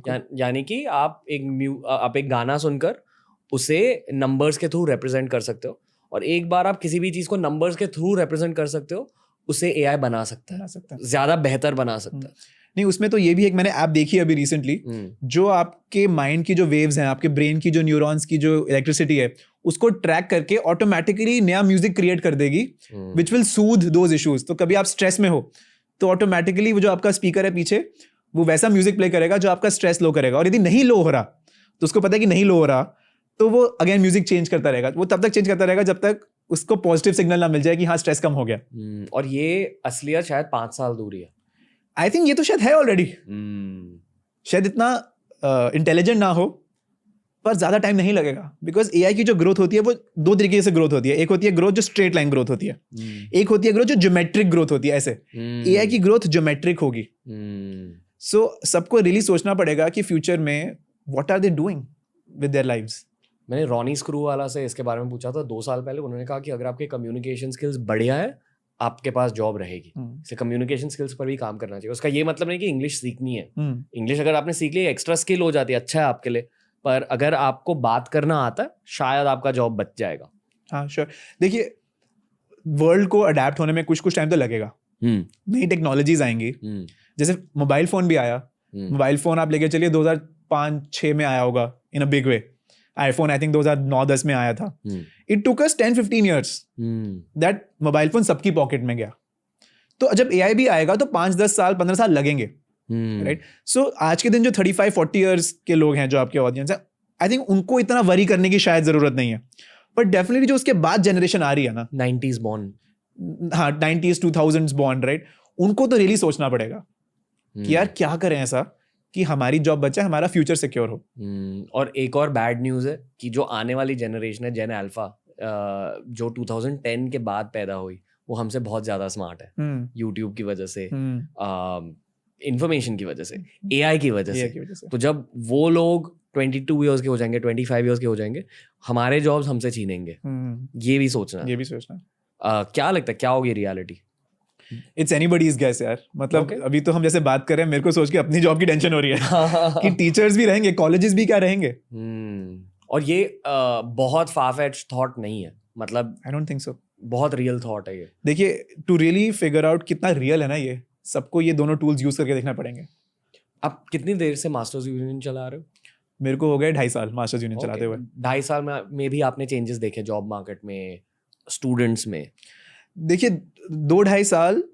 अच्छा, अब एमबीए जो है, हम मास्टर्स यूनियन में एमबीए पढ़ाते हैं और अंडर ग्रेड बिजनेस स्कूल चलाते हैं. तो कि क्लास 12 के बाद आप आ सकते हो या अंडर ग्रेजुएशन के बाद आ सकते हो. मतलब बीकॉम के बाद, बीबीए के बाद, बीटेक के बाद आ सकते हो या क्लास 12 के बाद आ सकते हो. अब दोनों कोर्सेज हैं.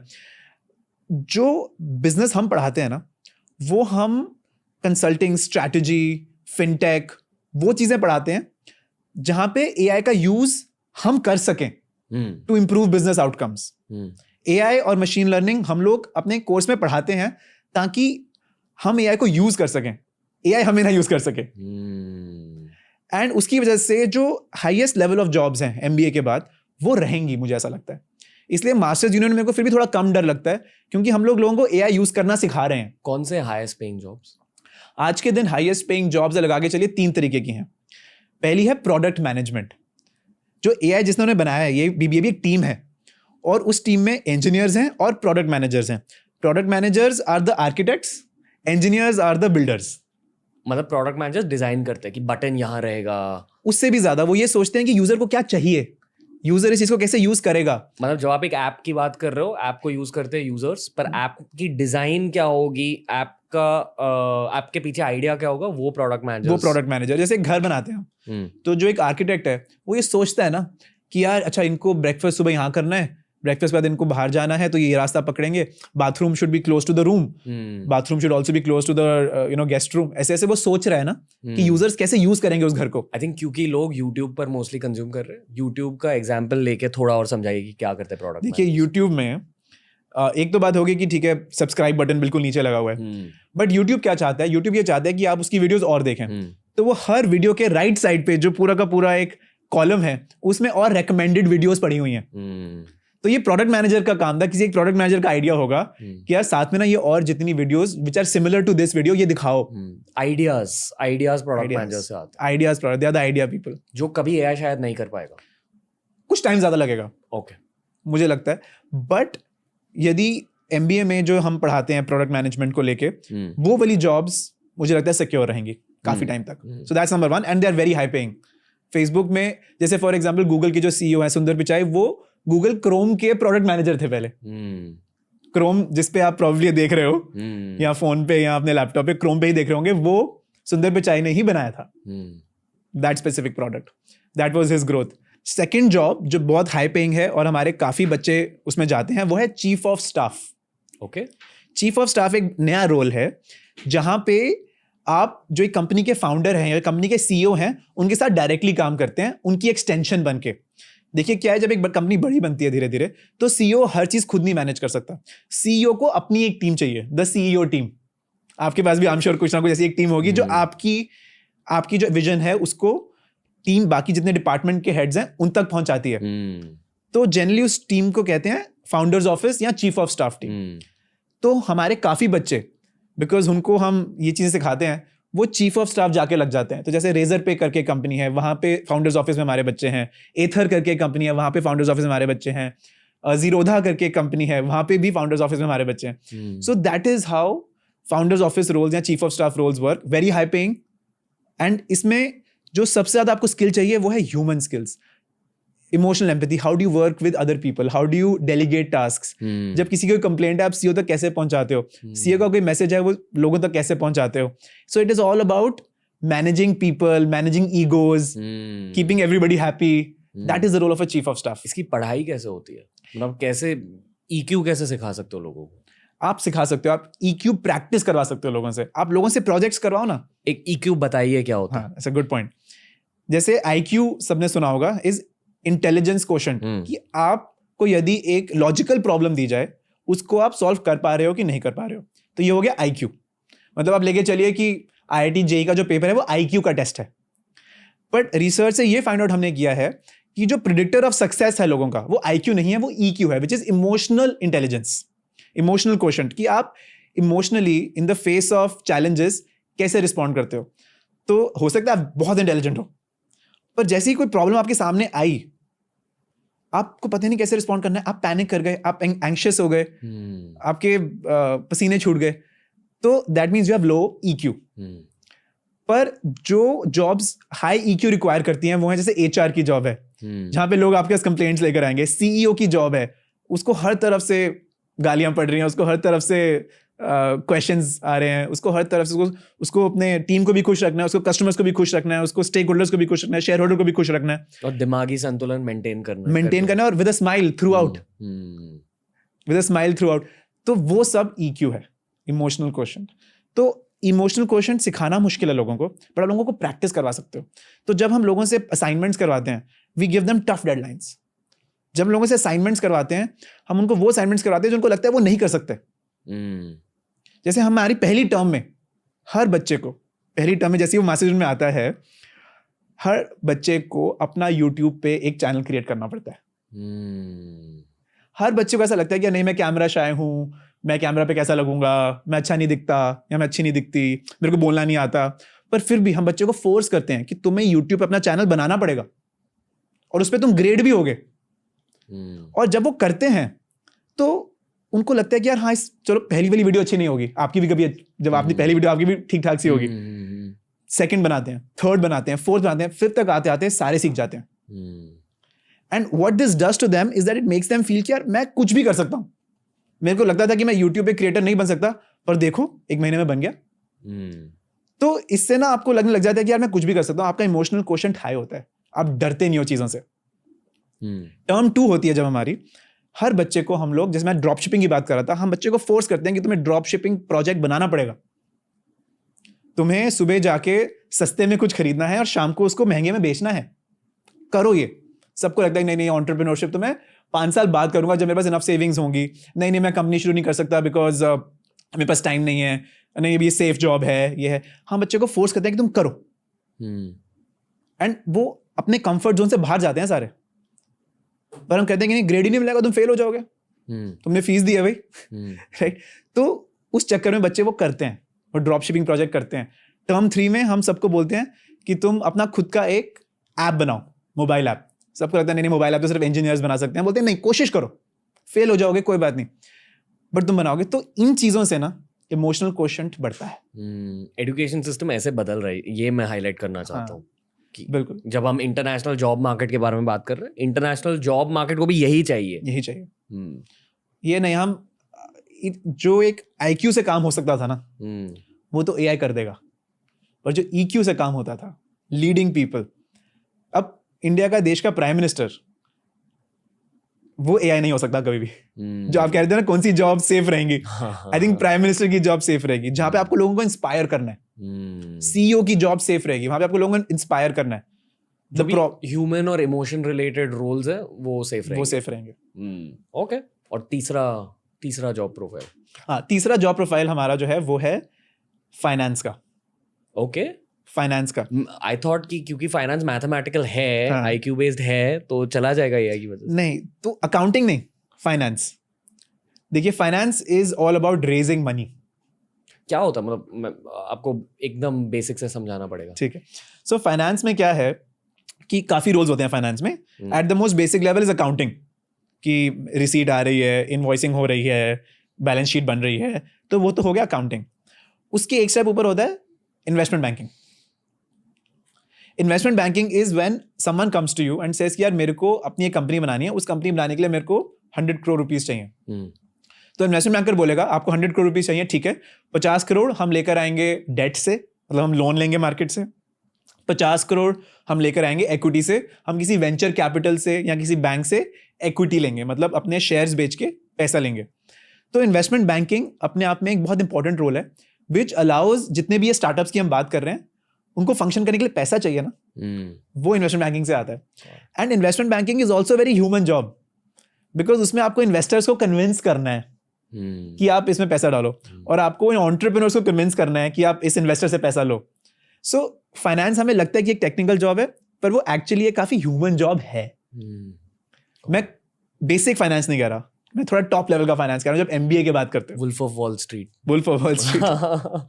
ओके, पर ओके, इन तीनों में अभी एआई घुसेगा इन सम कैपेसिटी। घुसेगा, बट रिप्लेस नहीं कर पाएगा मुझे लगता है। ओके, ठीक है। घुसेगा, आपकी लाइफ इजी करेगा, आपके लिए नंबर ऑफ जॉब्स डेफिनेटली कम होंगी at the middle, at the bottom level, but highest level पे एक पिरामिड होता है ना जी, द पिरामिड, जो लीडरशिप है वो बिल्कुल टॉप पे बैठी है यहाँ पे, उनको रिप्लेस करना मुश्किल है, because they are the ones who are using the AI, they are the ones who will use the AI to replace the middle and the bottom level. इसलिए जो पेरेंट्स अपने बच्चों पर प्रेशर डालते हैं ना कि कॉलेज से जॉब ले ले, प्लेसमेंट्स के लिए बैठ, वो शायद एक गलत मेंटालिटी है आज के जमाने में।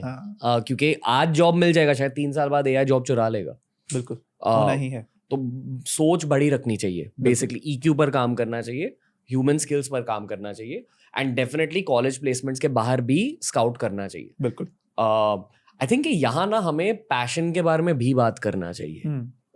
एक मैंने स्टैट पढ़ा था, एग्जैक्ट स्टैट मुझे याद नहीं, but it's something like 60% of your waking hours you will spend in the office. कितना होता है रफली? Must be 60%, 70% at least.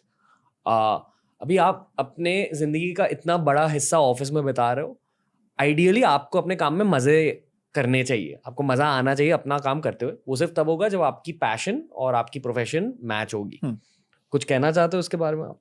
मेरा इसमें ना थोड़ा डिफरेंट पर्सपेक्टिव है। Sure. मुझे ऐसा लगता है कि पैशन कुछ नहीं होता। Okay. मुझे ऐसा लगता है कि यदि आप किसी भी स्पेस में टाइम स्पेंड करोगे तो वो आपका पैशन बन जाएगा धीरे धीरे। इसमें ना एक बड़ी अच्छी इंटरव्यू है जेफ बेजोस की, जिन्होंने Amazon शुरू किया था, and Amazon was started as a place जहाँ पे बुक्स बिकती थी। जेफ बेजोस को बुक्स का कोई पैशन नहीं है, पर जैसे जैसे वो घुसते रहे बिजनेस में, जैसे जैसे वो बुक्स बेचते रहे, उनका इंटरेस्ट जागता गया कि यार बुक्स तो मैं कैसे और बेच सकता हूँ, कैसे और पैसा कमा सकता हूँ, कैसे मैं अपनी कॉस्ट और कम कर सकता हूँ। तो धीरे धीरे as he was selling books, उनका बुक्स और बिजनेस पैशन बन गया, था नहीं पहले। तो मेरे को भी, जैसे फॉर एग्जांपल मेरा जो पहला बिजनेस था वो एक सॉफ्टवेयर कंपनी था, ठीक है, जिसमें हम लोग बहुत एक टेक्निकल काम करते थे, मैं डिटेल में नहीं जाना चाहता। टेक्नोलॉजी और सॉफ्टवेयर कभी मेरा पैशन नहीं था, मैं तो खुद कोडर नहीं हूं, बट बिकॉज मैं बाय चांस उस इंडस्ट्री में घुस गया बिकॉज ऑफ अ कॉम्पिटिशन जो कॉलेज में मेरे हो रहा था, और मैं थोड़ा और डेप्थ में गया, थोड़ा और इंटरेस्ट बना, थोड़ा और डेप्थ में गया, और चीजें अनलॉक करी और इंटरेस्ट बना, और वो interest plus interest plus interest बनते बनते इक्वल टू पैशन हो गया धीरे धीरे। जैसे आई फील कि मेरे लाइफ के इस स्टेज में डेफिनेटली मैंने पैशन का फायदा उठाया है अब तक, बट बिजनेस कर करके मैंने ये भी सीखा है कि टैम नाम की एक चीज होती है, टोटल एड्रेसेबल मार्केट। अगर आप एंटरप्रेन्योरशिप में उतर रहे हो, आपके आइडिया एकदम जबरदस्त होंगे, पर उसके साथ साथ आपको टाइम के बारे में भी सोचना चाहिए। यानी कि जिस मैदान में उतर रहे हो वहां मोस्ट लाइकली आप पैसे कमाओगे या नहीं। टाइम शब्द आप समझाना चाहोगे? अरे ये मेरा फेवरेट टॉपिक है। ओके। टोटल एड्रेसेबल मार्केट, कि आपकी मार्केट कितनी बड़ी है। इसका बड़ा एक सिंपल एग्जांपल है ना, मेरे 2 स्टूडेंट्स हैं, ये रियल एग्जांपल नहीं है, मैं एक हाइपोथेटिकल एग्जांपल दे रहा हूँ। मेरे 2 स्टूडेंट्स हैं, एक बेचता है आमंड मिल्क, आमंड मिल्क आप समझते हो ना, जो बादाम का दूध, और एक बेचता है दूध। ठीक है जी, दोनों को 8 घंटे काम करना पड़ता है, कंपनी बनानी 8 घंटे काम करना पड़ेगा, दोनों को एफर्ट डालना पड़ेगा, दोनों को मार्केटिंग करनी पड़ेगी, दोनों को लोग हायर करने पड़ेंगे। पर दूध की जो मार्केट है ना, वो ऑलमोस्ट आई थिंक 50-60 हजार करोड़ की है, 50-60 हजार करोड़ की। पर जो आमंड मिल्क की मार्केट है वो शायद सिर्फ 500 करोड़ की है। राइट, दैट इज टाइम, कि जो आपका जो प्रोडक्ट है उसकी मार्केट कितनी बड़ी है। जैसे कि अगेन बुरा एग्जांपल है, लोग ऑफेंड हो जाएंगे, पर विराट कोहली उतनी मेहनत करते हैं जितना एक इंटरनेशनल खो खो प्लेयर करते होंगे। बिल्कुल। पर पैसे ज्यादा कौन कमाता है? उसी मेहनत के लिए, सेम मेहनत के लिए पैसे ज्यादा कौन कमाता है? पैसों के बारे में सोचना चाहिए। इम्पैक्ट, अगर लाइफ में आप पैसे देखने लगोगे ना, नए पैशंस फॉर्म होने लगेंगे। ये मैं मानता हूँ। ये भी बात बिल्कुल ठीक है। और ये मुझे लाइफ में बहुत लेट पता चला है। नेक्स्ट लाइफ में मैं बोरिंग बिजनेसेस करना चाहता हूँ, रियल एस्टेट में घुसना चाहता हूँ, ये सब मस्ती करने के बाद। क्योंकि अभी मुझे ये पता चला है यूट्यूब करने के बाद कि ठीक है, फेम अच्छा है, फेम एडिक्टिव भी है, बट फ्लीटिंग होता है। फेम आज आपकी लाइफ में, कल नहीं होगा, पर पैसे आपकी लाइफ में हमेशा हो सकते हैं। बिल्कुल। तो गो फॉर बोरिंग बिजनेसेस।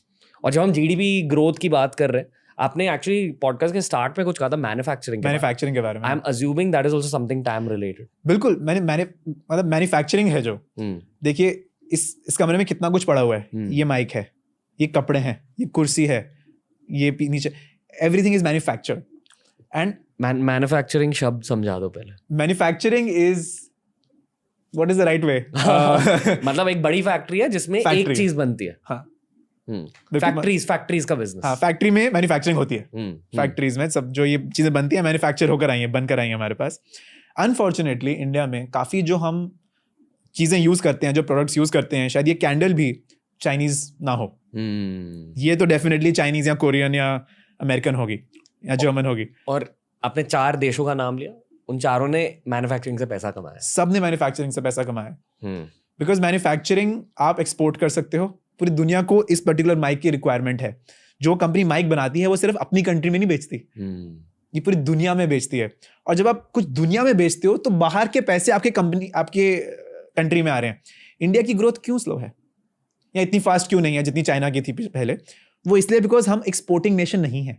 हम सिर्फ IT सर्विसेज एक्सपोर्ट करते हैं जिसमें हम कम पैसा कमाते हैं। यदि हम मैन्युफैक्चर्ड प्रोडक्ट्स को एक्सपोर्ट करेंगे तो हम ज्यादा पैसा कमाएंगे। हम एक्सपोर्टिंग नेशन क्यों नहीं है? पर वही मेंटालिटी नहीं, ऐसा लगता है 2 चीजें हैं। यदि आपको मैन्युफैक्चरिंग नेशन बनना है जहां पे आप ये चीजें बना रहे हो, तो इसमें एक बहुत बड़ी चीज जो जरूरत है वो है कैपेक्स की, capital expenditure.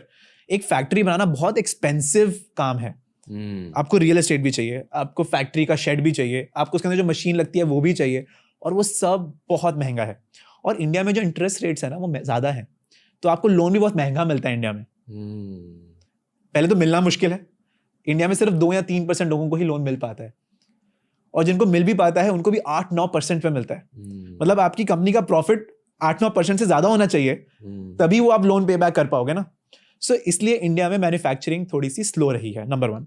And number 2, 90s में जब इंडिया खुल रहा था तो IT सर्विसेज के बूम के कारण हमारा सारा का सारा फोकस सर्विस इकोनॉमी बनने में चला गया। हमारा सारा का सारा फोकस सॉफ्टवेयर इंजीनियर बनाने में चला गया वर्सेस मैकेनिकल इंजीनियर में। आज के दिन भी IITs में भी आपको पता है जो सिविल इंजीनियरिंग, इंस्ट्रूमेंटेशन इंजीनियरिंग, इनकी सीट्स खाली रह जाती हैं। इवन IITs में भी ये हम नहीं होने दे सकते।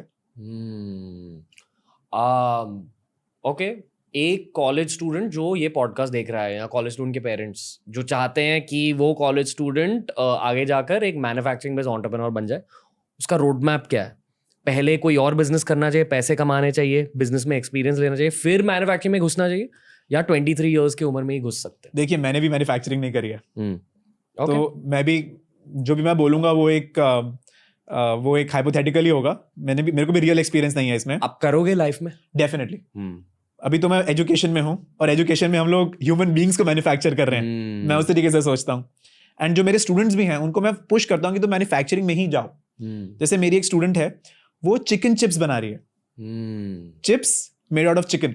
और उसका पॉइंट था कि यार इंडिया में 64% लोग नॉन वेजिटेरियन है, पर कोई भी ready to eat non veg snacking brand है ही नहीं.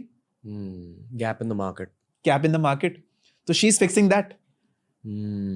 Right. Wow. And so she's manufacturing that. So now we are seeing in our students also that they are less focused on software products, more focused on real products that you can touch that require manufacturing, जो सिर्फ factory में बन सकते हैं.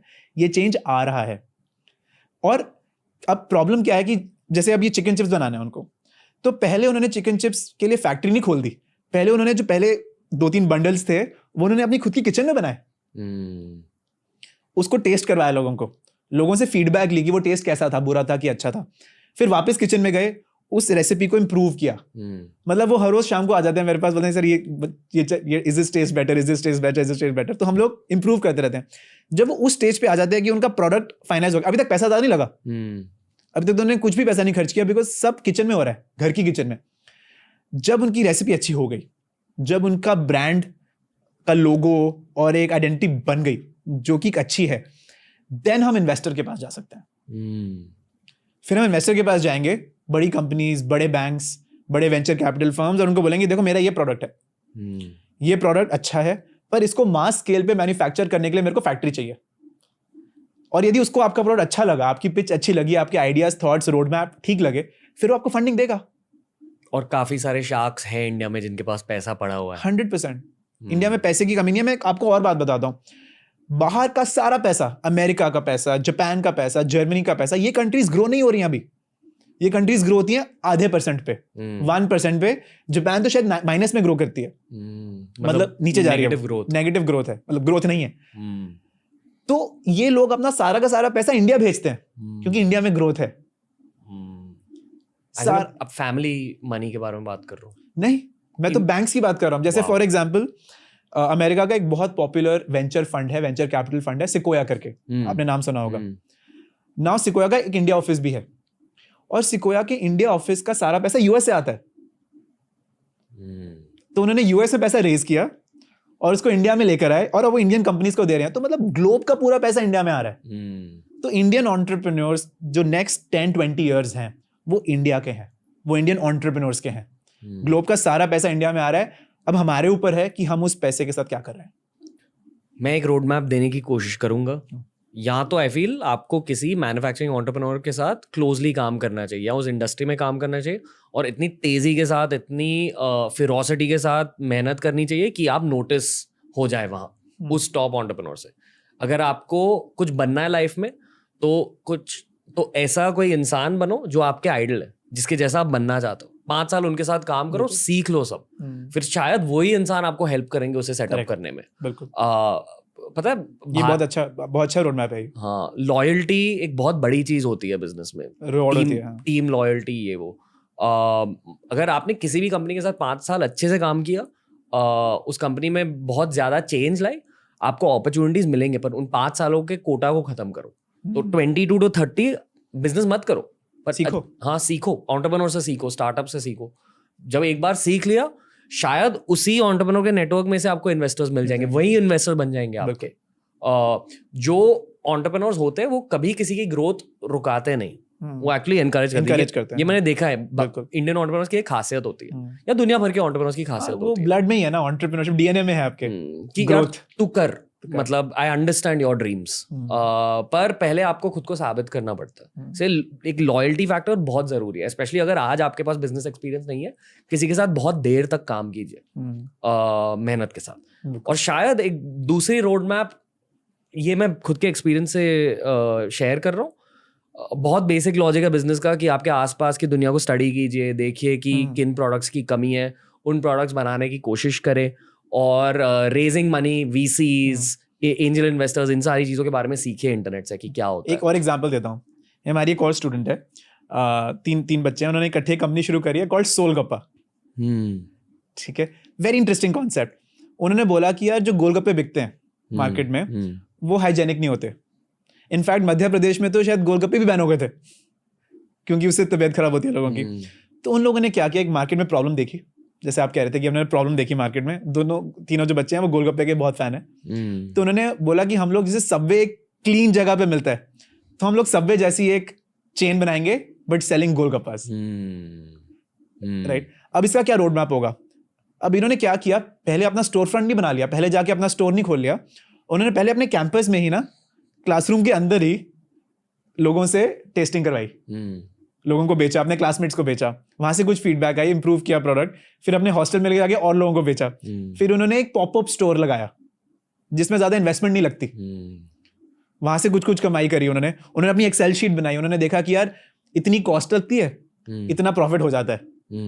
अब उनके पास सारा data है, अब वो इन्वेस्टर के पास जा रहे हैं, एंड ये फ्रेश लोग हैं, मतलब फ्रेश आउट ऑफ कॉलेज लोग हैं ये, इनके पास तो वर्क एक्सपीरियंस भी नहीं है। और फिर अब अच्छा, दूसरी बात क्या है कि जैसे आपने बोला कि मेंटर्स हमेशा इनकरेजिंग होते हैं, लिंक्डइन एक बहुत अच्छा टूल है।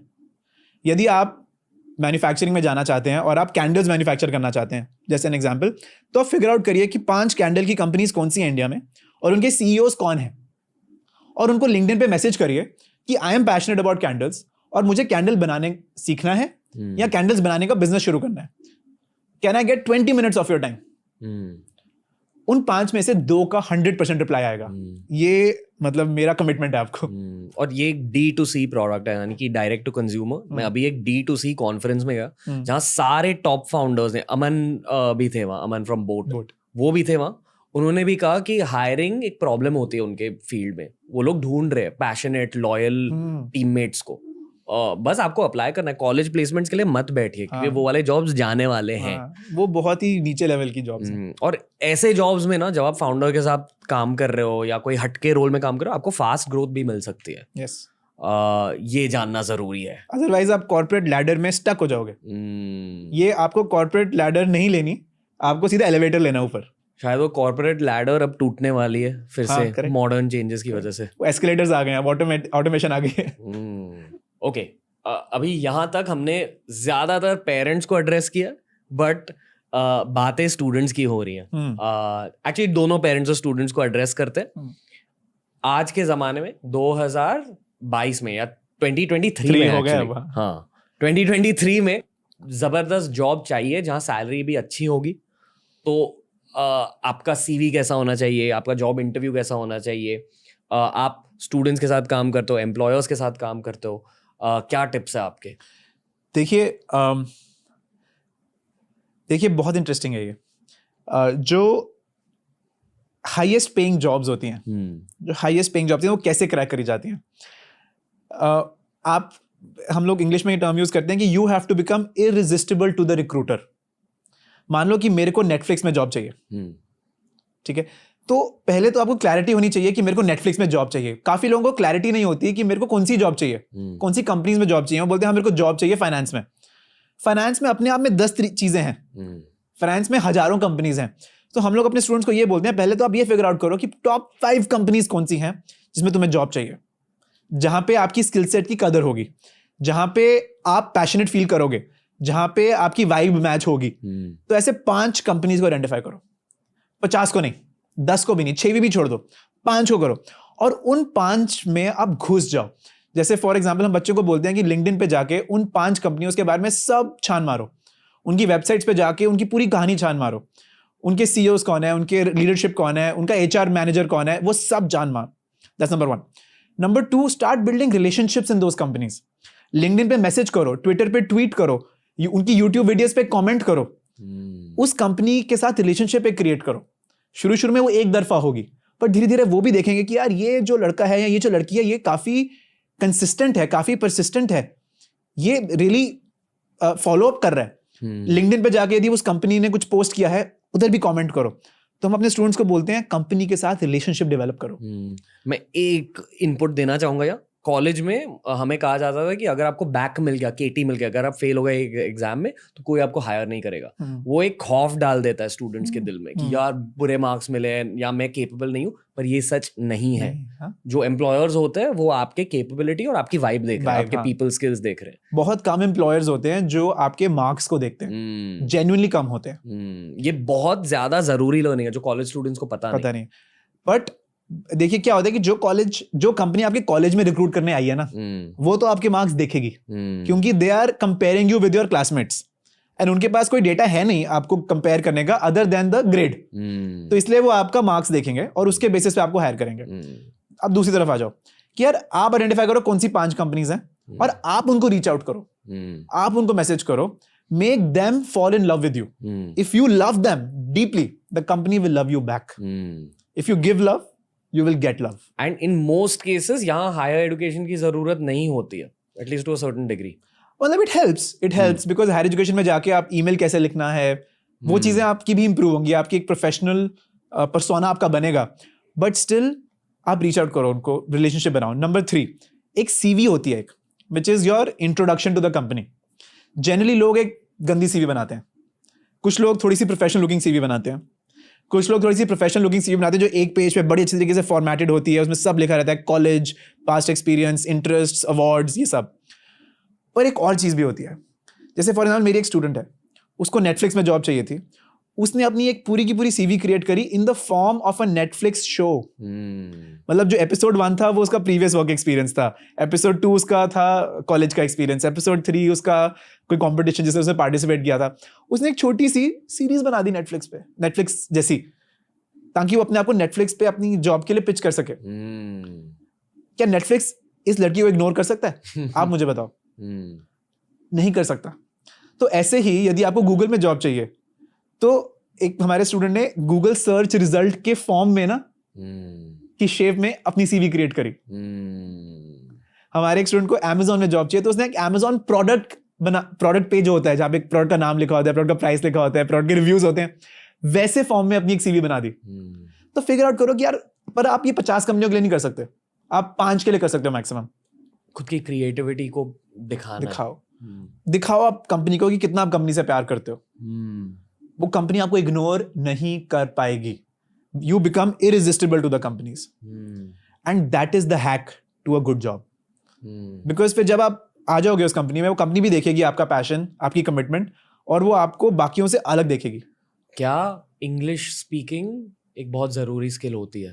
बिल्कुल भी नहीं।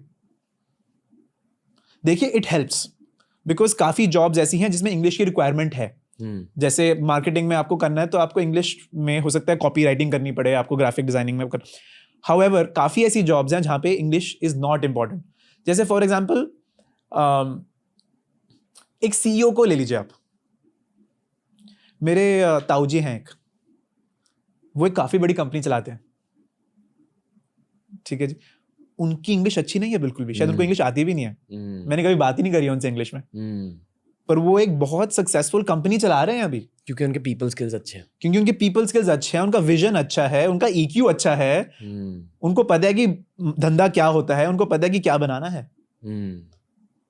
इंग्लिश नहीं है फिर भी he is earning a lot, he is a successful man. उनको तो इंग्लिश की नहीं जरूरत पड़ी। और आज के दिन भी ऐसे आपको बहुत सारे एंटरप्रेन्योर्स मिल जाएंगे जिन्होंने फंड रेजिंग भी करी होगी, जिनकी इंग्लिश बहुत अच्छी नहीं है, राइट? तो basic English skills are helpful but not sufficient also. तो इंग्लिश सीखना चाहिए यदि ऑप्शन है, पर यदि नहीं भी हमें आती तो ऐसा नहीं है कि हमारी लाइफ का दी एंड हो गया। आई थिंक आपको बस समझने की ज़रूरत होती है। अगर कोई और इंग्लिश में बात कर रहा है, बस आपको समझना है कि वो क्या कह रहे हैं, और फिर खुद का काम आप हिंदी में कर सकते हो। एंड ऑनेस्टली एक बार पैसे कमा लिए लाइफ में, आप इंग्लिश स्किल को भी इम्प्रूव कर सकते हो। अडल्ट ट्यूशन्स होते हैं, मेरे एक दोस्त है तरुण खेम, वो बेसिकली डिक्शन सिखाते हैं और अनएक्सेंटिंग, जो वो अनएक्सेंटिंग कहते हैं, यानी कि एक स्ट्रॉन्ग इंडियन एक्सेंट को कैसे रिड्यूस करते हैं अगर आप मान लो इंटरनेशनल क्लाइंट के साथ काम कर रहे हो। पर ये सारी चीज़ें ना बाद में होती है लाइफ में, पहले आप बेसिक्स पर फोकस कीजिए। और अगर आपको इंग्लिश में बात करना आता नहीं, इट्स ओके, उसे अपने कॉन्फिडेंस को अफेक्ट ना करने दे। That's what I will say. नहीं, डेफिनेटली, आई मीन कुछ जॉब्स के लिए इंग्लिश रिक्वायरमेंट है, पर सब जॉब्स के लिए इंग्लिश रिक्वायरमेंट नहीं है। ओके, और बताइए। नहीं तो जैसे अब ये सीवी बना ली हमने डिफरेंट तरीके से, ठीक है, तो इससे आपने क्या क्रिएट किया, एक कॉन्सेप्ट क्रिएट किया कि यार मेरे को इस कंपनी में जॉब चाहिए। तो देन इंटरव्यू पे आ जाते हैं। इंटरव्यू में क्या होता है? इंटरव्यू में आपसे क्वेश्चन पूछा जाता है कि tell me about yourself, tell me about your strengths and weaknesses. यही ऐसे ही क्वेश्चंस होते हैं ना। जनरली कभी कभी आपको एक असाइनमेंट दे दिया जाता है कि यार आप ये करके लाओ, तो हम देखेंगे कि आप ऐसा कैसा करते हो। आई टेल माई स्टूडेंट्स कि यार आप ना सोचो कि आपको क्या असाइनमेंट मिलता, यदि नहीं मिला कोई असाइनमेंट, अज्यूम करो कि क्या असाइनमेंट मिलता और वो असाइनमेंट कंपनी के बिना पूछे ही उनको सबमिट कर दो। I give you an example, यदि आपको मार्केटिंग में जॉब चाहिए, and this is for all the people जो मार्केटिंग में जॉब चाहते हैं, और आपने आइडेंटिफाई कर लिया कि मेरे को इस XYZ कंपनी में मार्केटिंग की जॉब चाहिए, तो कुछ नहीं करना आपको, उस कंपनी की वेबसाइट पे जाओ, उस कंपनी की वेबसाइट को प्रूफ रीड कर दो। प्रूफ रीड कर दिया, एक डॉक्यूमेंट बनाओ और कंपनी को भेज दो कि I am looking for a job in your company and as my first step I have just proofread the website and I found these 3 mistakes. आपको इंटरव्यू नहीं मिलेगी, राइट? तो मतलब ट्राई टू, आपको जॉब नहीं मिली। आपको job नहीं मिलेगी, सॉरी मतलब बी प्रोएक्टिव, उस कंपनी की प्रॉब्लम उनके बिना पूछे ही सॉल्व कर दो। बेसिकली इंटरव्यूअर क्या कर रहा है, उनका मिशन क्या होता है? आपका कैरेक्टर जानना, आपका स्किल सेट थोड़ा बहुत जान लेना। आई फील बहुत लोग प्रेशर लेते हैं इंटरव्यूज के लिए, सोचते कि नहीं मुझे इंग्लिश बात करना नहीं आता, मैं कॉन्फिडेंट नहीं हूँ। इन चीज़ों को हैक कीजिए, शायद हो सके तो हिंदी में इंटरव्यू दीजिए। एक वर्ड है हसल। हसल को आप हिंदी में कैसे कहोगे? जुगाड़ू मेहनत। हाँ, जुगाड़ू मेहनत। मेहनत इज इंपॉर्टेंट पार्ट, राइट? तो आप अपना हसल दिखाओ कंपनी को। हर कंपनी को हसलर्स चाहिए, और उसके लिए इंग्लिश नहीं चाहिए, उसके लिए कॉलेज डिग्री भी नहीं चाहिए, हसल चाहिए। तो उस कंपनी को हसल प्रूव करो अपना आप, और वो आपको इग्नोर कर ही नहीं पाएगी। मोस्टली इंटरव्यूअर्स क्या ढूंढ रहे हैं? आपके एक्सपीरियंस से आपने क्या सीखा है? 3-4 चीजें हैं। एक तो वो लॉयल्टी ढूंढ रहे हैं कि यार ये बंदा जब मेरी कंपनी में आएगा तो ये छोड़ के तो नहीं चला जाएगा, क्योंकि they will be investing in you. क्योंकि कुछ पहले 6-7 महीने आपको वो ट्रेन करेंगे, आपको एक लेवल तक लेकर आएंगे, एंड दे वांट कि 5-10 साल आप रहो उनके साथ। तो loyalty is I think the number 1। At least मैं तो ये देखता हूँ अपनी टीम को जब मैं हायर करता हूँ कि लॉयल्टी क्या है, रहेंगे मेरे पास। नंबर 2 कि क्या इनमें ग्रोथ माइंडसेट है, जो हमने पहले बात करी, कि क्या ये अपने आप को हर साल हर महीने इंप्रूव करते हैं। तो मैं बड़ी सिंपल क्वेश्चंस पूछता हूं उनसे कि यार आप कौन सी मूवीज देखते हो, तो उससे आपको आइडिया मिल जाता है कि ये ग्रोथ माइंडसेट वाला इंसान है कि नहीं है, राइट? तीसरी चीज जो मैं ढूंढ रहा हूं कि क्या उस बंदे में हसल है, कि क्या जब मैं उसको कुछ प्रॉब्लम दूंगा वो कुछ भी करके उस प्रॉब्लम का सोल्यूशन ढूंढ लाएगा। वो ये नहीं बोलेगा सर ये तो मुझे आता ही नहीं, वो ना नहीं कहेगा, वो हसलर होता है, राइट? तो ये 3-4 चीजें हैं जो मैं देखता हूं। और अभी तक आपने नोटिस किया होगा, ना मैंने डिग्री की बात करी कि वो अच्छे कॉलेज से है कि नहीं है, ना मैंने इंग्लिश की बात करी, ना मैंने मार्क्स की बात करी, वो चीजें रेलेवेंट नहीं है। मैंने खुद के एक्सपीरियंस से ये सीखा है कि स्मॉल टाउन इंडिया से सबसे बेस्ट हायर्स होते हैं ऑफन। आई 100% एग्री। मतलब Tier 2 Tier 3 यहाँ पे ना लोगों की भूख ज्यादा होती है। It's not a generalize statement, खराब हायर्स भी हुए हैं वहां से, बड़े शहरों से अच्छे हायर्स हुए, but on an average small town India में बहुत ज्यादा टैलेंट है। देखिए मैं तो जलंधर से हूँ, और हमारी आधी टीम जलंधर में आज के दिन भी। जलंधर से है और जलंधर में है। एंड मतलब there have been people in my team जो 12-12, 13-13 साल से मेरे साथ हैं, और आई थिंक 12-13 साल और मेरे साथ रहेंगे। ऐसा बड़े शहरों में कम मिलता है, लोगों के पास इतनी लॉयल्टी नहीं होती। शायद क्योंकि यहाँ लैक ऑफ पेशेंस है। पर आई थिंक एक बहुत बड़ा करियर लेसन ये होता है कि रिलेशनशिप्स कॉम्पाउंड। कॉम्पाउंडिंग मतलब जैसे आपने बैंक में 100 रुपए डाल दिए, इंटरेस्ट की वजह से अगले साल आप 110 रुपए कमाओगे, उसके बाद 110 रुपए पे आप इंटरेस्ट कमाओगे, तो उसके बाद वाले साल में आप 10 रुपए नहीं 11 रुपए कमाओगे। ये कॉम्पाउंडिंग होती है। उसी तरह रिलेशनशिप्स भी कॉम्पाउंड होते हैं। अगर आपने दोस्ती मेंटेन करके रखी, प्रोफेशनल रिलेशनशिप्स मेंटेन करके रखे, प्रोफेशनलिज्म दिखाया, लॉयल्टी मेंटेन करके रखी, तो कॉम्पाउंडिंग की वजह से आपको बहुत ज्यादा करियर अपॉर्चुनिटीज, आपको फाइनेंशियल अपॉर्चुनिटीज भी मिल सकते हैं। 100। जो मेरी टीम में 2 लोग हैं, तरुण और नमन करके, जलंधर वाली टीम में, वो मेरे साथ 12-13 साल से हैं। उनके लिए मैं कुछ भी करूंगा आज के दिन। जो मेरे साथ 2-3 साल से है, शायद मैं उनके लिए उतना ना करूं जितना मैं 13 साल वालों के लिए। मतलब I will leave everything for those 2 people, I know for a fact. क्योंकि वो मैदान में आपके साथ उतर रहे हैं। हाँ एंड मोस्टली जो इंडियन एंटरप्रेन्योर्स होते हैं ना, बहुत कम एंटरप्रेन्योर्स वो किंग माइंडसेट के साथ आते हैं, मोस्टली स्पोर्ट्स पर्सन माइंडसेट के साथ आते हैं कि आप मेरे टीममेट हो, and that is the way it should be, I feel. प्रथम मित्तल जी, और कुछ कहना चाहोगे आप जॉब मार्केट के बारे में, क्योंकि ये बहुत ज्यादा जज्बाती कॉन्वर्सेशन हो गई है। देखिए, जॉब मार्केट के बारे में एक लास्ट चीज बोलता हूँ मैं। मैंने ना अमेरिका में काफी देखा है कि हर स्टूडेंट के पास ना, जो बीकॉम कर रहा है या एमबीए कर रहा है, उसके पास एक साइड हसल रहता है, साइड बिजनेस रहता है, जिससे वो कुछ कुछ कमाई करता है। सो मेरे काफी फ्रेंड्स जो अमेरिकन थे, वो वीकेंड्स पे मैकडोनल्ड्स में काम करते थे। मेरे काफी फ्रेंड्स शाम को फ्रीलांसिंग करते थे वेबसाइट्स पे, जैसे there is a website called Upwork, upwork.com। उसमें जाके यदि आपकी कोई भी स्किल सेट है, जैसे आपकी ग्राफिक डिजाइनिंग की स्किल सेट है, या साउंड एडिटिंग की स्किल सेट है, या फोटोग्राफी की स्किल सेट है, तो आप वहां जाके प्रोजेक्ट्स ढूंढ सकते हो एंड लोगों के लिए वो प्रोजेक्ट्स कर सकते हो, और उससे आप नॉट ओनली सम मनी कमा सकते हो, बट मोर इंपॉर्टेंटली एक्सपीरियंस कमा सकते हो। इंडिया में ना जो स्टूडेंट्स हैं, वो किताबों में ही रुल जाते हैं, वो किताबों में ही खत्म हो जाते हैं। इंडिया में वो ज्यादा क्लब्स में, ऑर्गेनाइजेशंस में ज्यादा टाइम स्पेंड नहीं कर पाते, बिकॉज वो रट्टी वाली बात आ जाती है। But if they can have a side hustle, तो उससे ना साथ साथ उनकी इनकम भी हो रही है, पर उनका वर्क एक्सपीरियंस भी while they are studying grow हो रहा है। वो एक बहुत इंपॉर्टेंट टाइम है, जो जब 19 to 23 ईयर ओल्ड जो उनके लिए बहुत इंपॉर्टेंट है कि पढ़ाई के साथ साथ वो कुछ काम भी करें। वो फ्रीलांसिंग हो सकता है, वो क्लब्स में काम करना हो सकता है, वो वॉलंटियरिंग करना हो सकता है किसी एनजीओ के पास, वो कुछ भी हो सकता है, बट साइड हसल होना ही चाहिए। उससे आपका कैरेक्टर डेवलप होता है, उससे आपकी सीवी डेवलप होती है, उससे आपकी सोच बड़ी होती है, और आपको ये समझ आता है कि रियल दुनिया में क्या हो रहा है। नहीं तो कॉलेज में आप एक बबल में बंद होकर रह जाते हो। I think that's the last thing I would like to say. I feel कि वो जो फ्री टाइम मिलता है आपको कॉलेज में, उस फ्री टाइम में जो आप कर रहे हो, आपके लेट 20s उससे डिसाइड होंगे। Correct. और इसकी इम्पोर्टेंस आपको सिर्फ लेट 20s में पता चलती है। कि मेरी बहुत बड़ी रिग्रेट है कि मैंने कॉलेज में सिर्फ पार्टीज में काम किया। मैंने सिर्फ पार्टीज करे, बहुत पार्टिंग करी, बहुत कुछ किया है कॉलेज में। हाईलाइट नहीं करना चाहूंगा, बहुत बाकी वीडियोस में मैंने कहा इन चीज़ों के बारे में, अल्कोहल के बारे में वगैरह वगैरह, पर मेरी बहुत बड़ी रिग्रेट है, क्योंकि उस फेज की वजह से एज 22-23 में मुझे और भी ज़्यादा मेहनत करनी पड़ी। एज 22, 23, 24 बहुत मुश्किल थे मेरे लिए। शायद अब तक लेट 20s तक बहुत मुश्किल पीरियड था, क्योंकि अडल्टिंग स्किल्स मैं कॉलेज में सीख सकता था, पर नहीं सीखी मैंने लाइफ से सीखी।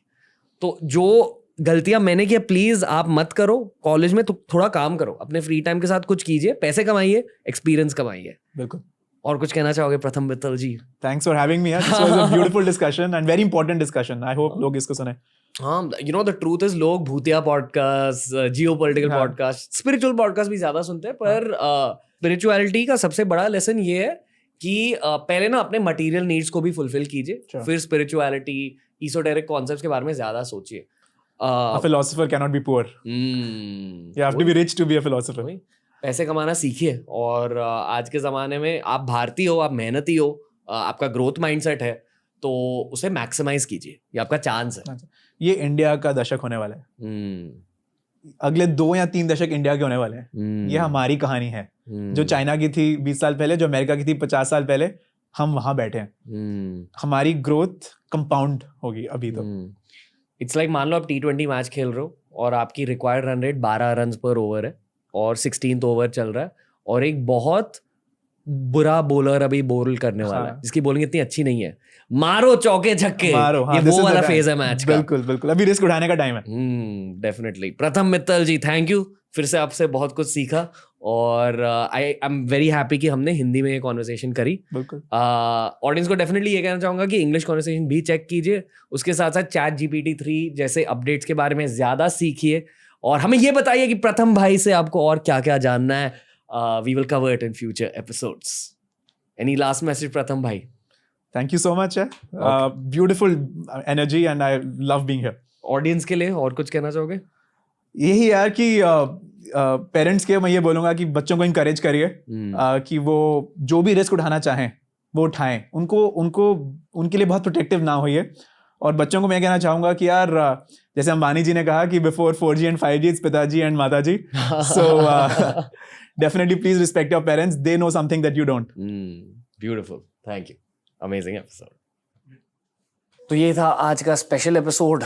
काफ़ी सारे ट्रूथ बॉम्ब्स आपके साथ शेयर किए गए हैं ये वाले एपिसोड में. आई ऑनेस्टली फील कि हमारे सोसाइटी में सिस्टमिक हैंगओवर्स होते हैं, यानी कि हमारा एजुकेशन सिस्टम, हमारी सिलेबस में जो चीज़ें होती है वो शायद 30 साल पहले, 40 साल पहले इन सम केसेस रेलिवेंट होती थी. आज के ज़माने में टेक्नोलॉजी की वजह से बहुत कुछ बदल रहा है और इंडियन एजुकेशन सिस्टम को बदलाव की ज़रूरत है.